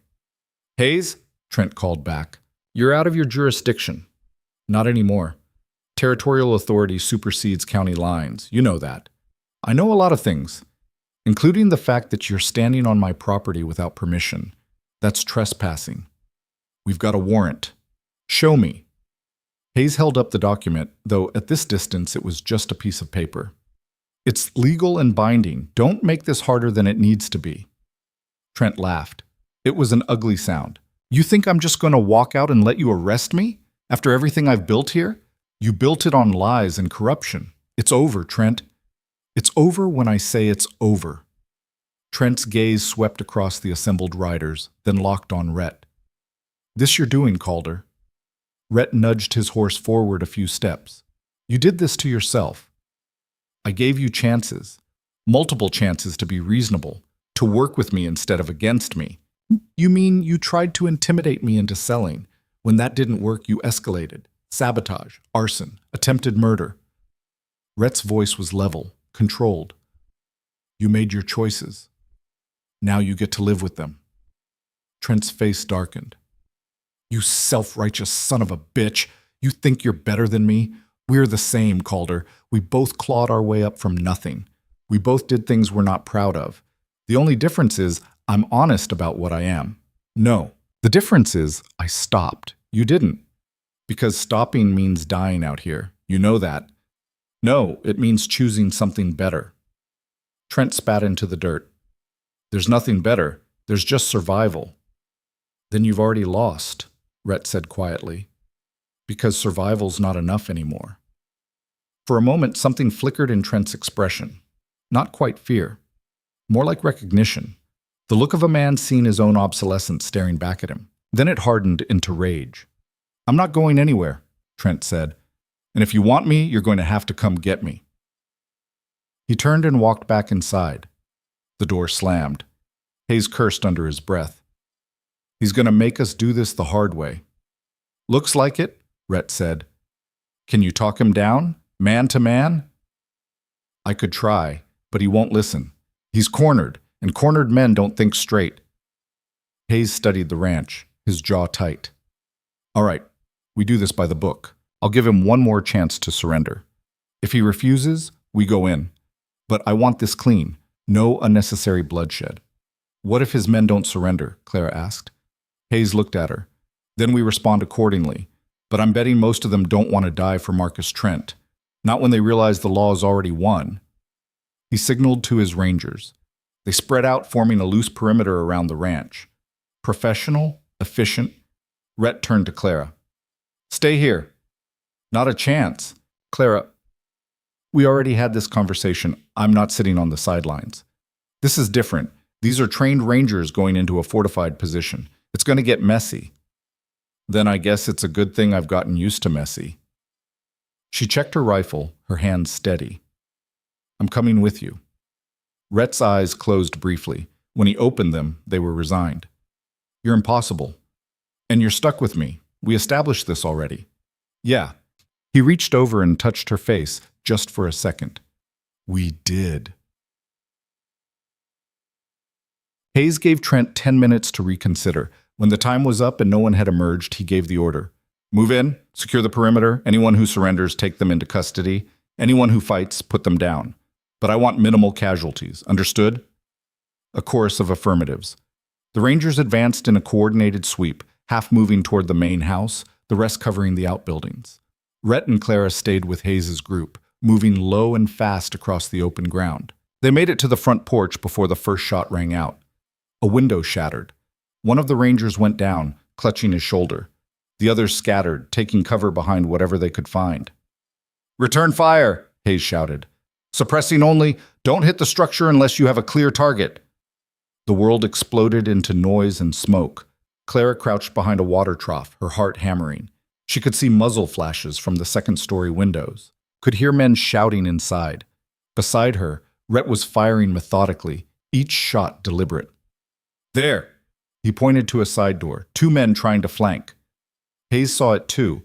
He signaled to 3 Rangers who peeled off and intercepted the flanking maneuver. Shots exchanged. One of Trent's men went down. The other threw his rifle aside and raised his hands. "I surrender. Don't shoot." The Rangers took him into custody. More of Trent's men started surrendering after that. A trickle at first, then a flood. They came out with their hands up, faces pale, realizing they were on the wrong side of a losing fight. Within 20 minutes, it was over. Hayes' men secured the building, room by room. Clara watched them drag out the last few holdouts, bruised, disarmed, broken, but no sign of Trent. "Where is he?" Hayes demanded, grabbing one of the surrendered men by the collar. "Where's Trent?" The man's eyes were wide with fear. "He's gone. Ran out the back when you breached the front. Headed for the hills." Hayes cursed and turned to Rhett. "You know this land. Where would he go?" Rhett thought for a moment. "There's a canyon about 3 miles northeast. Rocky terrain, hard to track. If he's trying to lose us, that's where he'd head." "Can you find him?" "Maybe, but it'll be on foot. Horses can't navigate that terrain." Hayes looked at his men, some wounded, all exhausted, then back at Rhett. "Take who you need. Bring him back. Alive, if possible." Rhett nodded. He turned to Garrett, Tom, and Joel. "You 3 with me. The rest of you stay here. Help secure the prisoners." "I'm coming too," Clara said. Rhett didn't even try to argue this time. He just looked at her and said, "Stay close. That canyon's treacherous."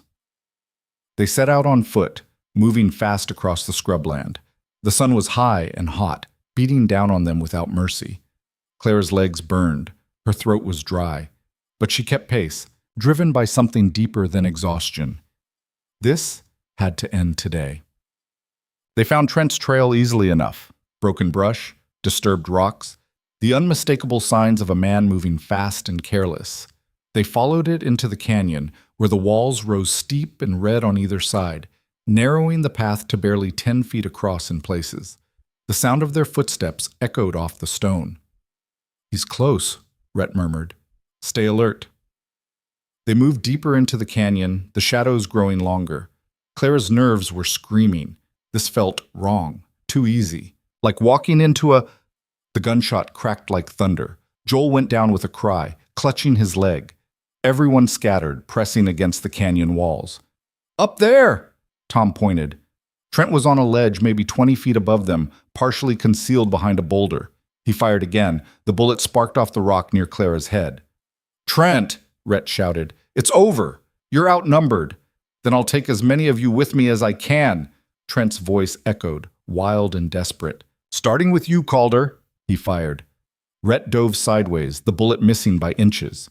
Clara raised her rifle, aimed, and squeezed the trigger. She didn't hit Trent.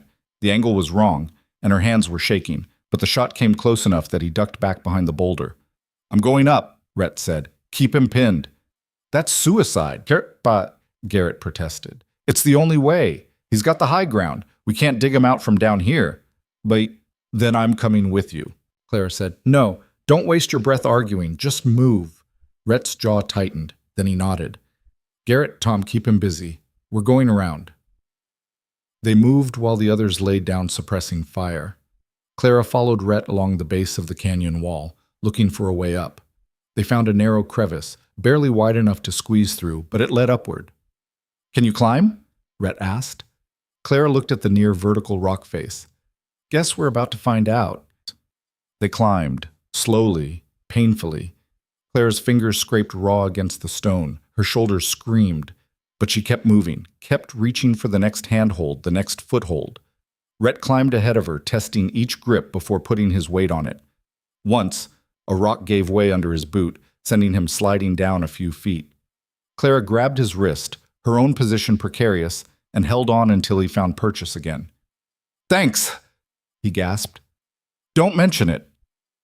They kept climbing. When they finally reached the top, they were behind Trent's position. He was still focused on the canyon floor, firing down at Garrett and Tom, unaware they'd flanked him. Rhett signaled Clara to circle right while he went left. She moved quietly, her rifle ready, her heart pounding so hard she thought Trent might hear it. They closed in from both sides. "Drop the rifle, Trent," Rhett said quietly. Trent spun, his face contorted with rage and desperation. He swung his rifle toward Rhett. Clara fired. The shot hit Trent in the shoulder. He screamed and dropped the rifle, stumbling backward. Rhett was on him in seconds, tackling him to the ground. They struggled, Trent fighting like a cornered animal, Rhett holding him down with grim determination.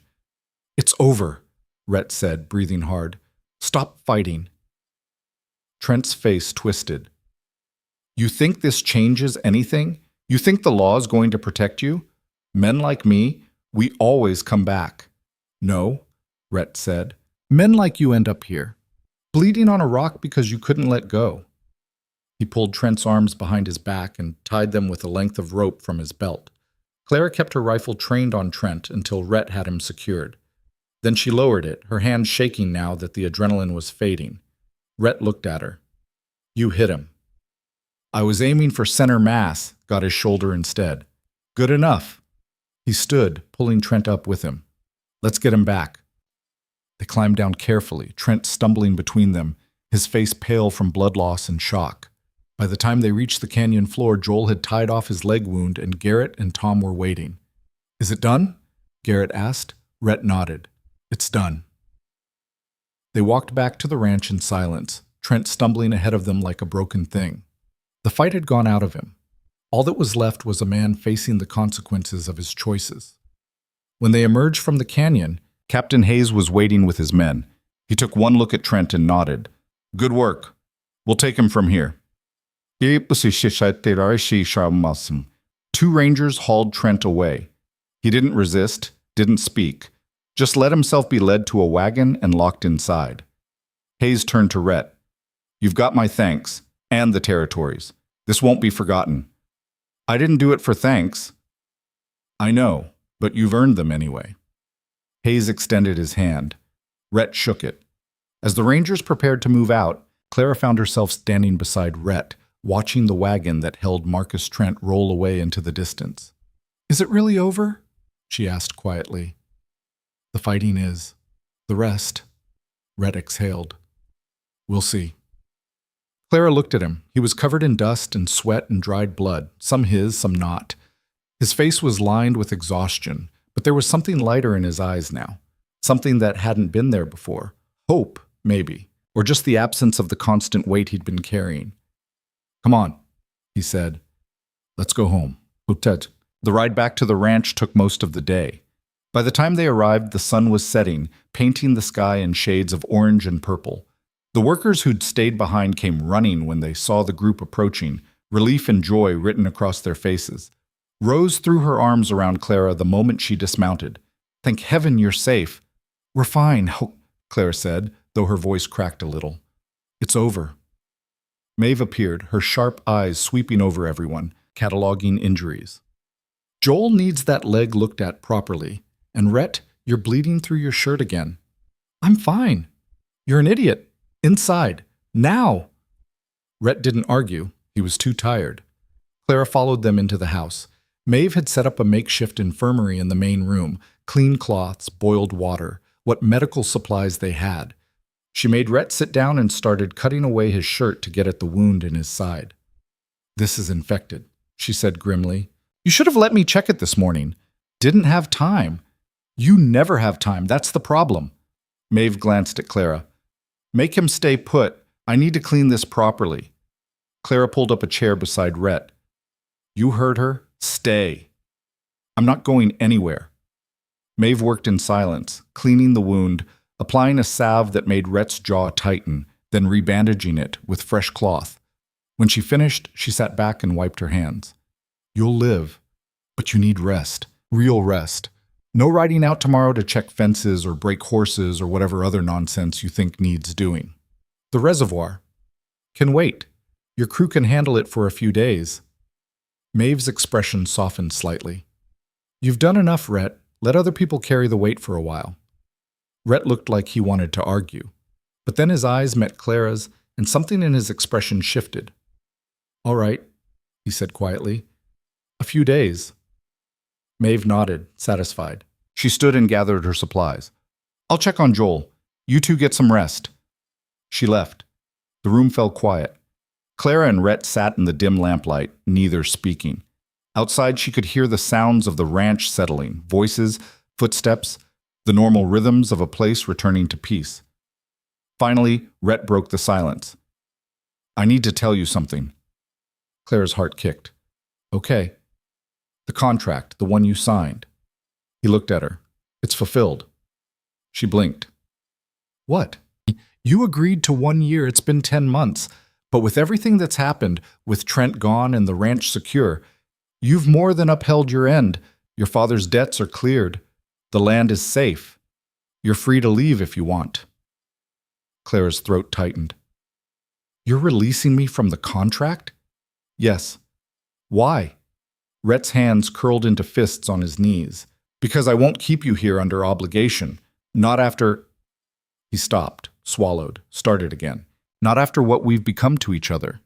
If you stay, I need it to be because you want to, not because you're bound by a piece of paper." Clara stared at him. "So you're just letting me go?" "I'm giving you the choice. And if I choose to leave—" Pain flickered across his face. "Then I'll watch you ride away and wish you nothing but the best. And if I stay," his eyes met hers, "then I'll spend every day trying to deserve it." Clara's chest felt too tight. Her eyes burned. She stood abruptly, and Rhett's expression shuddered, bracing for the blow. But instead of walking toward the door, Clara walked toward him. She cupped his face in her hands, feeling the rough stubble against her palms, the warmth of his skin, the reality of him. "I'm staying," she said. Rhett's eyes closed. His hands came up to cover hers. "You're sure?" "I'm sure." "This life, it's hard, Clara. It's always going to be hard." "I know." "There will be more fights, more threats, more days when we're not sure we're going to make it through." I know. And I'm not, his voice cracked. I'm not easy to love. I'm stubborn and broken, and I don't know how to. Clara kissed him. It was soft, gentle, a promise instead of a question. When they pulled apart, she kept her forehead pressed to his. You don't have to know how. We'll figure it out as we go. Rhett's arms came around her, pulling her close. He held her like she was the only thing keeping him anchored to the earth. I love you, he said roughly. I didn't plan on it. Didn't think I was capable of it anymore. But I do.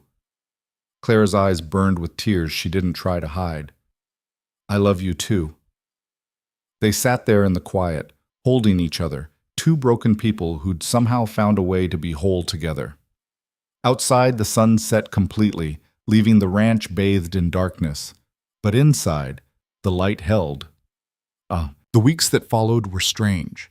Without the constant threat of Trent hanging over them, the ranch fell into a rhythm Clara had never experienced before. Peaceful. Almost normal. The reservoir was completed. The spring runoff filled it exactly as Clara had predicted, creating a stable water supply that would last through any drought Trent's ghost could have conjured. Rhett's workers finished repairs on the damaged structures. New families arrived, people who'd heard about the ranch, about the man who'd stood up to Marcus Trent and won. Clara found herself managing more and more of the day-to-day operations. Rhett trusted her judgment completely now, and the workers followed her lead without question. She'd become, in every way that mattered, the co-head of the ranch. And at night, she shared Rhett's bed. They'd moved her things into his room without ceremony or discussion. It just happened. One night she'd fallen asleep in his arms, and the next morning, neither of them had mentioned her going back to the separate room. It had become theirs. It wasn't always smooth. Rhett still had nightmares sometimes, dark, violent dreams that left him gasping awake in the small hours. Clara would hold him until the shaking stopped, until he remembered where he was, who he was now. And Clara had her own demons. Days when the memory of the firefight, of nearly losing Rhett, would crash over her without warning, when she'd find herself checking on him constantly, needing the reassurance that he was still there, still breathing. But they worked through it, together. One evening, about 6 weeks after Trent's arrest, Clara was going through the mail when she found a letter with an official seal. She opened it, read it, then walked out to the north pasture where Rhett was working with a young horse. You need to see this, she said. He took the letter, his eyes scanning the lines. His expression didn't change, but she saw his grip tighten slightly on the paper. Trent was convicted, she said. 20 years hard labor. The judge threw out his appeals. Rhett nodded slowly. Good. That's it? Just good? What do you want me to say? I don't know. That you're relieved? Happy? Something? Rhett handed the letter back. I'm glad justice was served, but Trent being in prison doesn't undo what he did. Doesn't bring back the people he hurt. It's just an ending. Nothing more. Clara studied his face. You're not the kind of man who celebrates when his enemies fall. No, I'm the kind of man who buries them and moves on. He paused. But I'm relieved, for you, for everyone here. We can stop looking over our shoulders now. Clara stepped closer. So what do we do now? Rhett's hand found hers. We live, we build, we make this place into something that lasts. That's it? That's everything. Clara smiled. Simple man. Getting there. He pulled her against him, his chin resting on top of her head. You make it easier. They stood there in the fading light, the young horse grazing peacefully nearby, the ranch sprawling around them like a promise. And for the first time in her life, Clara felt like she was exactly where she was supposed to be. But peace, Clara was learning, was never permanent. It came on a morning 2 months later. Clara woke feeling wrong, nauseous, dizzy, her body heavy in a way that had nothing to do with exhaustion. She made it to the wash basin before she was sick. Rhett was at her side immediately. What's wrong? I don't know, She was sick again. Maeve appeared in the doorway, took one look at Clara, and her expression shifted into something knowing. How long has this been happening? She asked. This is the first time. And your monthly courses? Clara went still. She tried to remember the last time and couldn't. She'd been so busy, so focused on rebuilding, that she hadn't noticed. Oh. Maeve's expression softened. I'll make you some ginger tea. It helps with the nausea. She left. Clara looked at Rhett. His face had gone pale. Are you? He couldn't seem to finish the question. I think so. Clara's hands were shaking. I think I'm pregnant. Rhett sat down heavily on the bed. He looked like he'd been hit. Say something, Clara whispered. I don't... He stopped, swallowed. Are you all right? With this? I don't know. Are you? I don't know either. They sat in silence, then Rhett reached out and took her hand.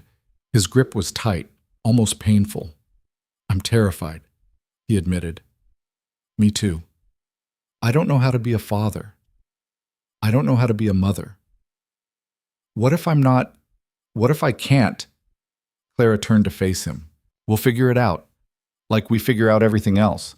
This is different. I know. Rhett's free hand moved to her stomach, hesitant. There's a person in there. Not much of one yet. But yeah, a person we made. Clara's eyes burned. Yeah. Rhett's expression crumpled. He pulled her against him, his face buried in her neck. She felt him shaking. I'm going to try so hard, he said, his voice breaking. I'm going to try to be what they need. I know, so am I. What if we fail? Then we fail together, and we keep trying anyway. He held her tighter, and despite the fear, despite the uncertainty, Clara felt something else blooming in her chest. Hope. The pregnancy changed everything and nothing at the same time. Clara still woke before dawn, still managed the household, reviewed the ledgers, settled disputes between workers. But now there was a weight in her body that hadn't been there before. Not uncomfortable yet, just present. A reminder that she wasn't just living for herself anymore. Rhett became obsessive in ways that would have been funny if they weren't so transparent. He checked on her constantly, asked if she needed to sit down, tried to take over tasks she'd been doing for months. It drove Clara half crazy. I'm pregnant, she told him one morning when he tried to carry a basket of laundry she'd already lifted 100 times before. Not dying. I know. Then stop treating me like I'm made of glass. I'm not. You are. And it needs to stop before I lose my mind. Rhett set the basket down, his jaw tight. I'm just trying to help. I know, but I need you to trust that I know my own limits. What if you push too hard? What if something happens? Clara softened slightly. She understood the fear, felt it herself in quiet moments when she let her guard down. But fear couldn't run their lives. Then something happens, she said gently. But smothering me won't prevent it. It'll just make both of us miserable in the meantime. Rhett looked at her for a long moment. Then he nodded. You're right. I'm sorry. Don't apologize. Just breathe. We're going to be fine. You don't know that. No, but I'm choosing to believe it anyway. He pulled her close, careful even in his worry. I don't know what I'd do if I lost you. You're not going to lose me. Promise? Clara looked up at him, saw the genuine terror in his eyes. The man who'd faced down Marcus Trent without flinching was absolutely terrified of something he couldn't control or fight. I promise to do everything in my power to stay, she said. That's the best I can offer. It wasn't enough to erase his fear, but it was enough to steady him. For now. But the months passed in a strange blur of ordinary moments and mounting anticipation. Clara's body changed slowly, then all at once. The nausea faded. Her belly grew. She felt the baby move for the first time while reviewing grain orders with Garrett, and the shock of it, that flutter of life inside her, made her gasp out loud. You all right? Garrett asked. Yeah, just the baby moved. Garrett's weathered face broke into a rare smile. First time. First time. That never gets old. I've got 3 of my own, back east. Wife writes me letters about them. His expression turned wistful. Maybe I'll bring them out here someday, once things are settled. Clara looked at him. You've been with Rhett a long time. Since the beginning, before he built this place, when it was just him and a dream and more guts than sense. What made you stay? Garrett was quiet for a moment. Most men I worked for saw me as disposable. Rhett saw me as essential. He listened when I talked, trusted my judgment, paid fair wages, and never lied to me. He paused. And when my wife got sick a few years back, he paid for the doctor. Didn't ask me to work it off, just paid. Said family came first. Clara's throat tightened.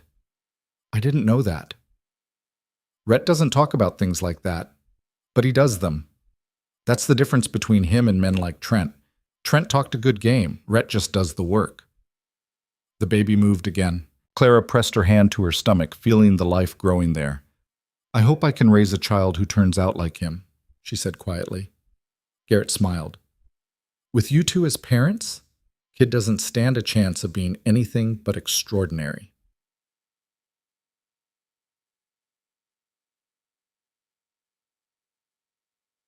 But not everyone was happy about the pregnancy. Clara's father showed up in the 5th month, riding a worn-out horse and looking worse than she'd ever seen him. Thinner, grayer. The weight of his choices etched into every line of his face. Clara was in the garden when Maeve came to get her. Your father's here, Maeve said, her tone carefully neutral. Clara's stomach clenched. She hadn't seen him since the day she'd left. Hadn't wanted to. The anger had faded over time, replaced by something more complicated. Pity, mixed with disappointment, mixed with the ache of what should have been. She found him standing in the yard, hat in hand, looking small and lost. Hello, Clara. Papa? An awkward silence. You look well, he said finally. Healthy. I am. His eyes dropped to her belly. Something flickered across his face. Shame, maybe, or regret. I heard about the baby. Word travels. It does. He shifted his weight. I came to what? He looked at her, really looked. To say I'm sorry. For what I did. For putting you in that position. Clara's hands curled into fists. You're sorry. Yes. You sold me like livestock to save yourself from consequences you brought on yourself. And now you're sorry. I know. Do you? Clara stepped closer. Do you understand what you did to me? I came here terrified, convinced I was walking into a prison. I had to earn every scrap of respect, every moment of safety, because of a choice you forced on me. Her father's face crumpled. I was desperate. We were both desperate, but I didn't sacrifice you to save myself. You're right. You're absolutely right. His voice broke. I was a coward. I am a coward. And I've had to live with that every day since you left. Clara wanted to stay angry, wanted to hold on to the righteous fury that had sustained her through those first terrible weeks. But looking at him now, broken and pathetic and drowning in regret, she just felt tired. Why are you really here? She asked. I wanted to see you, to make sure you were all right. I'm fine. Better than fine. And Rhett? Is he? He's a good man. Better than you gave him credit for. Her father nodded slowly. I'm glad. Truly. Clara studied him. Are you? Yes. I made a lot of mistakes, Clara, but I never wanted you to suffer. When I signed that contract, I told myself Rhett would keep you safe, that he was harsh but honorable. I gambled your life on that belief. He met her eyes. I'm glad I was right, even if I did it for the wrong reasons. Clara exhaled slowly. I can't forgive you yet. Maybe not ever. I understand. But I don't hate you either. That's the best I can do right now. Her father's eyes filled with tears. That's more than I deserve. He turned to leave, then stopped. For what it's worth, I think you're going to be an incredible mother. You're stronger than I ever was. Braver. That baby's lucky to have you. He left before Clara could respond. She stood in the yard, her hand on her belly, her emotions a tangled mess. She felt Rhett approach before she saw him. You all right? He asked. I don't know. What did he want? To apologize, to see that I was okay. Clara turned to look at him. Do you think people can change? Really change? Rhett considered the question. I think people can make different choices. Whether that's the same as changing, I don't know. He looked broken. Guilt does that. Should I have forgiven him? That's not up to me. Rhett's hand found hers, but I will say this, forgiveness isn't about what he deserves. It's about what you need. If holding on to anger serves you, hold on to it. If letting go serves you better, let it go. But don't do it for him, do it for yourself. Clara leaned into him. When did you get so wise? I'm not wise. I'm just old and tired and trying to be better than I was. That's the definition of wisdom. He smiled slightly. Then I guess I've got you fooled.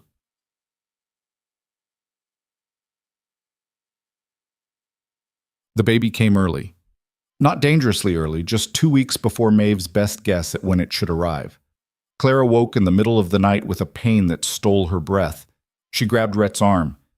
Something's happening. He was awake instantly. What kind of something? The baby, I think. Another pain, sharper this time. Rhett was out of bed and shouting for Maeve before Clara could say another word. The next hours were a blur of pain and fear, and Maeve's steady voice talking her through it. Rhett stayed by her side, his hand gripping hers so tight she thought bones might break. She didn't care. She needed the anchor. You're doing fine, Maeve said. Just breathe through it. It hurts. I know, but it's supposed to. Means everything's working right.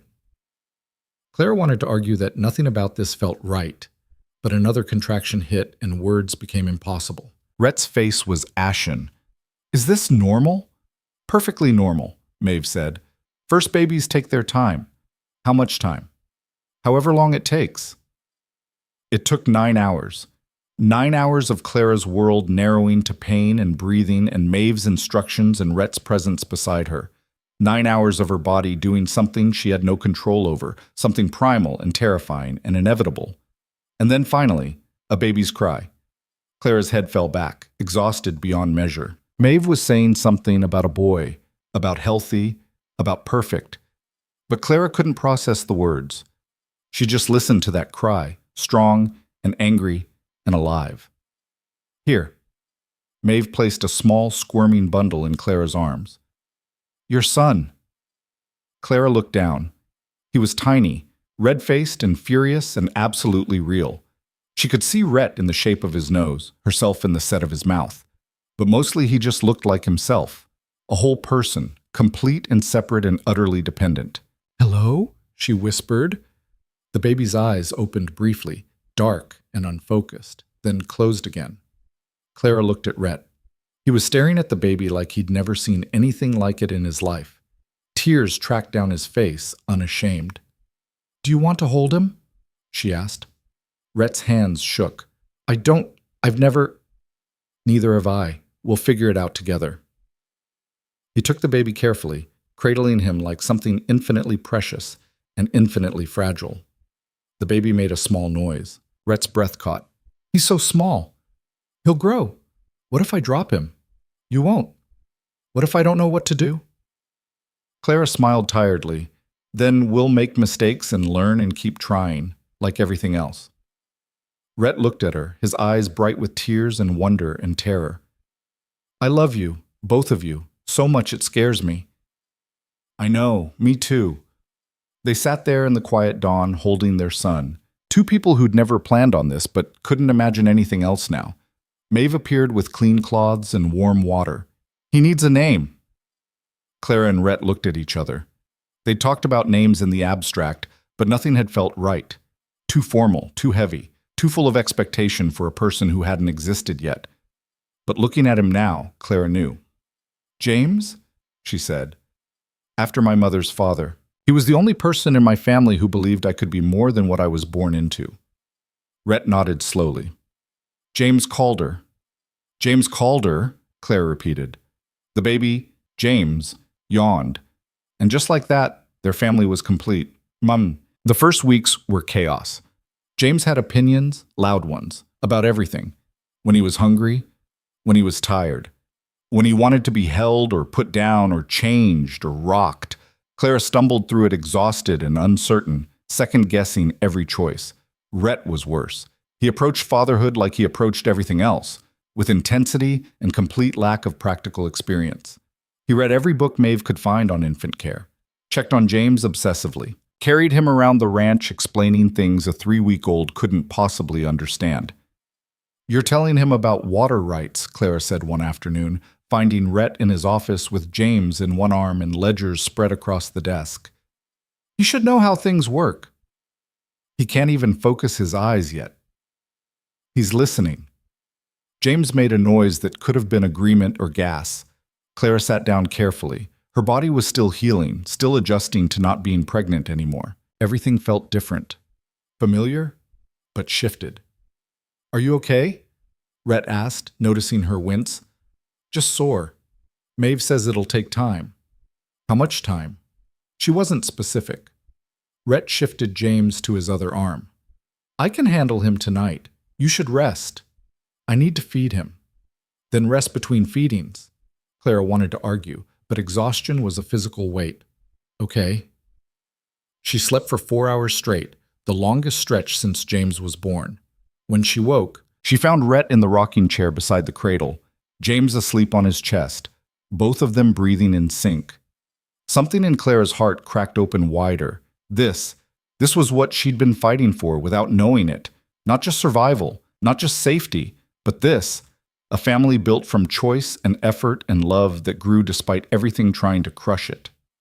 The ranch adapted to their new reality. Rose brought over a bassinet her own children had used. Tom carved a set of wooden toys. Samuel and Lucy took turns checking on James when Clara and Rhett were working. The whole ranch seemed to orbit around this tiny person who'd somehow become everyone's responsibility. One evening, about 2 months after James was born, Clara was nursing him in the main room when there was a knock at the door. Maeve answered it and came back with an expression Clara couldn't read. "There's someone here to see you, both of you." Clara looked up. Rhett appeared from his office, his brow furrowed. A man stepped into the room, older, distinguished, with the bearing of someone used to authority. He wore a suit despite the frontier setting, and his eyes were sharp and assessing. "Mr. Calder, Mrs. Calder," he nodded to each of them. "My name is Thomas Brennan. I'm with the Territorial Governor's office." Rhett's posture shifted slightly, guarded. "What can we do for you, Mr. Brennan?" "I'm here on behalf of Governor Harrison. He wanted me to deliver a message personally." Brennan pulled an envelope from his jacket. "The investigation into Marcus Trent's activities revealed extensive corruption, far more than we initially realized. Over 30 officials were implicated. Most have been removed from office, several are facing criminal charges." "That's good news," Rhett said carefully, "but it doesn't explain why you're here." "The governor is implementing reforms. New oversight for land transactions, stricter enforcement of territorial law. He wants to ensure what happened with Trent never happens again." Brennan paused. "And he's offering you a position." Silence. "What kind of position?" Clara asked. "Territorial Land Commissioner. You'd oversee property disputes, ensure fair practices, work with local marshals to enforce regulations." Brennan looked at Rhett. "The governor believes you understand this territory better than anyone, and your reputation, your integrity, would send a message that things are changing." Rhett stared at him.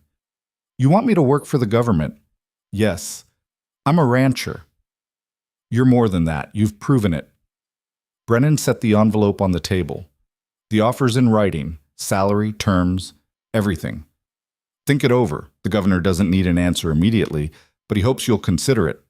After Brennan left, Clara and Rhett sat in silence. Finally, Clara said, "Are you going to take it?" "I don't know." "What's holding you back?" Rhett picked up the envelope but didn't open it.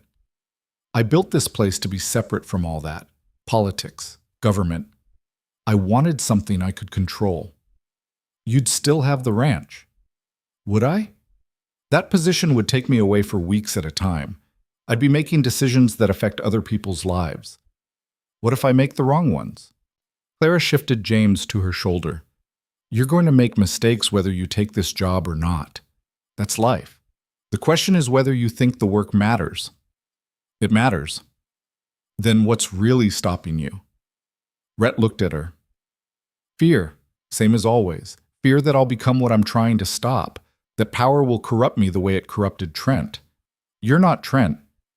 How do you know? Because Trent never questioned himself, never worried about doing the right thing. You're worrying right now. That's the difference. Rhett was quiet for a long moment. Then he opened the envelope and read. It's a good offer, he admitted. More than fair. But it means change, and I'm tired of change. I want things to be stable, for James, for you. Clara stood and walked to him.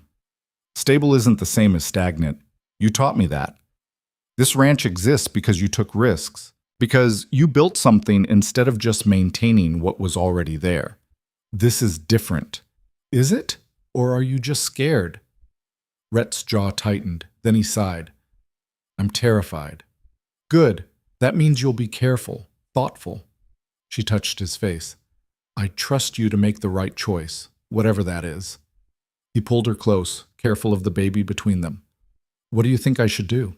Well, I think you should ask yourself what kind of world you want James to grow up in, and then decide if you're willing to help build it.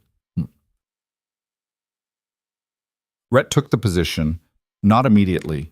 He spent 2 weeks thinking it over, talking to Garrett and Tom about how the ranch would run in his absence, making sure Clara was comfortable with the arrangement.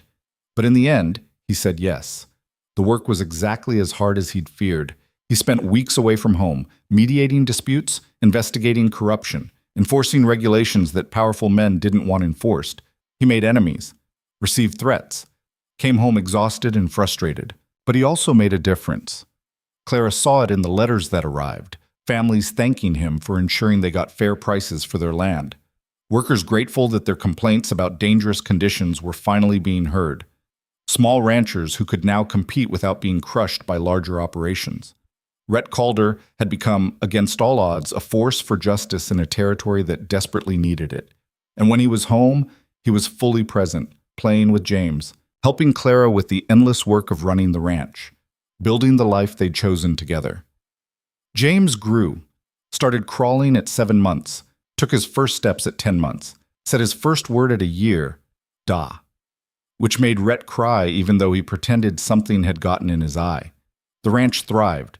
New families continued to arrive, drawn by the reputation of a place where broken people could rebuild, where second chances weren't just possible but expected, where the work was hard but fair, and the community actually meant something.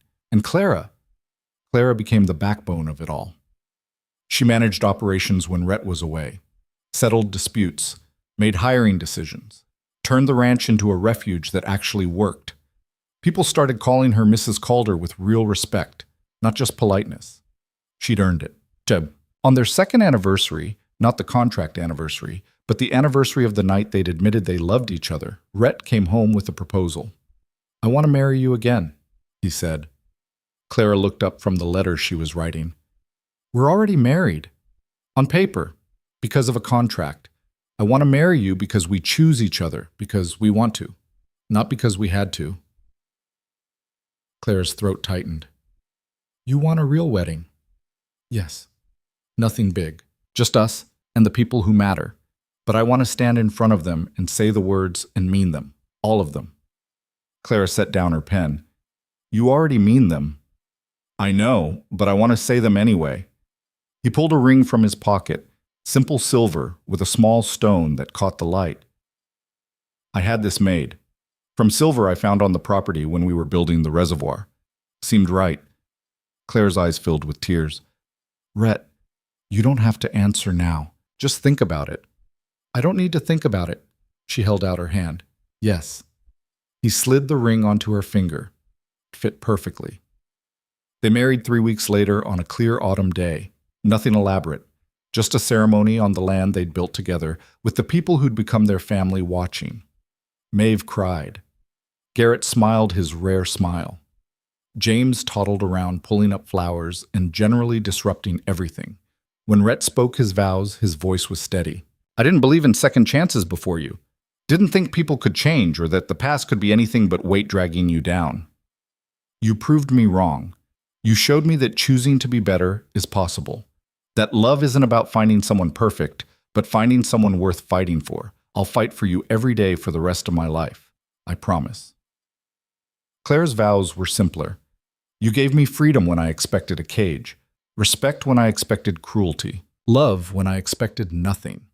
You taught me that strength isn't about never breaking. It's about breaking and choosing to rebuild anyway. I choose you, today and every day, I promise. They kissed while their people cheered, and later, when the celebration was winding down and the sun was setting and James was asleep on Rhett's shoulder, Clara looked around at everything they'd built. The ranch that had started as a desperate bargain had become a home. The contract that had bound her had become a choice. The man she'd feared had become the love of her life. Years passed. James grew into a serious, thoughtful boy who followed Rhett everywhere and asked endless questions about how things worked. A second child arrived, a daughter they named Sarah, who had Clara's determination and Rhett's intensity and absolutely no fear of anything. Then another son, another daughter, the house filled with noise and chaos and love. The ranch expanded, not aggressively, but steadily. Rhett's work as land commissioner meant he had connections throughout the territory. When families needed help, he pointed them toward the ranch. The community grew. Samuel and Lucy, the scared kids who'd been caught stealing food years ago, grew up. Samuel became one of Rhett's most trusted foremen. Lucy married Ben and started a family of her own, staying on the ranch because it was the only place that had ever felt like home. Rose's cooking fed 3 generations. Tom's expertise was passed down to younger workers. Garrett finally brought his family west, and his children played with Clara and Rhett's in the same yards, where Clara had once stood terrified and alone. Marcus Trent died in prison. The news reached them in a brief letter from Captain Hayes. Clara felt nothing when she read it. No satisfaction, no relief, just a sense of finality. That chapter was closed. Her father visited occasionally. The relationship never fully healed, but it didn't have to. He got to know his grandchildren, stayed sober, tried, in his limited way, to be better. Clara learned to accept that as enough. Rhett's work as commissioner lasted 8 years. He made real changes, reformed land laws, prosecuted corrupt officials, protected families from being exploited. When he finally stepped down, it was because he wanted to focus on his own family, not because he'd failed. The territory was better for his work, measurably better. And the ranch became legendary, not because it was the biggest or the richest, but because it stood for something. A place where people mattered more than profit, where mistakes didn't define you forever, where choosing to be better was always possible. On a summer evening when Clara was 43 and Rhett was 50, they sat on the porch watching their grandchildren play in the yard. James's oldest daughter, Sarah's twin boys. Another generation growing up on the land that had saved their parents. "Do you ever think about that first night?" Clara asked, "when you laid out the contract?" Rhett smiled. "All the time." "What do you think about?" "How certain I was that I was doing you a favor, giving you security, safety, a way out." He shook his head. "I had no idea you were going to save me instead. We saved each other." "Maybe, but you did more than that. You turned this place into something I never could have built alone. You made it a home instead of just a fortress." Clara leaned into him. "You gave me the freedom to do it. You earned that freedom. We both did. That's the point." They sat in comfortable silence, watching the children play, listening to the sounds of the ranch settling into evening. Somewhere in the distance, someone was singing. Laughter floated from the bunkhouse. The smell of dinner cooking drifted from the kitchen. "I'm glad it was you," Rhett said quietly. "That day your father brought you. I'm glad it was you who walked through that door." Clara's hand found his. "Me too. Even with everything that happened? The fear, the fighting, all of it? Especially with all of it, the hard parts made the good parts matter more." She looked at him. "If I could go back and choose differently, I wouldn't. All of this was worth every terrifying moment." Rhett pulled her closer. "I love you, more than I knew it was possible to love anyone." "I know. I love you too." They stayed there as the sun set, painting the sky in shades of gold and crimson. Around them, the ranch they'd built together thrived. Not perfect, never perfect, but real and alive and full of people who'd chosen to be there. Clara thought about the girl she'd been, desperate, terrified, signing a contract because she had no other choice. She thought about Rhett, hard and closed off. building walls instead of connections. Neither of them would have recognized the people they'd become. And that, Clara thought, was exactly the point. Life wasn't about being born into the right circumstances or having everything figured out from the start. It was about taking broken pieces and building something new. About choosing, over and over again, to be better than you were. About finding people who saw your worst parts and loved you anyway. It was messy and hard and sometimes felt impossible, but it was also beautiful. Their story had started as a bargain with a beast. It had become a legacy built on choice, courage, and love that refused to give up even when giving up would have been easier. And as Clara sat there in the fading light, surrounded by the life they'd created from nothing but determination and hope, she knew one thing with absolute certainty. She would choose this story and this man and this life every single time, without hesitation, without regret, forever. The children's laughter echoed across the valley as the first stars appeared overhead, and Clara smiled. This was home. This was family. This was love. And it had been worth every terrifying, beautiful moment of the journey to get here.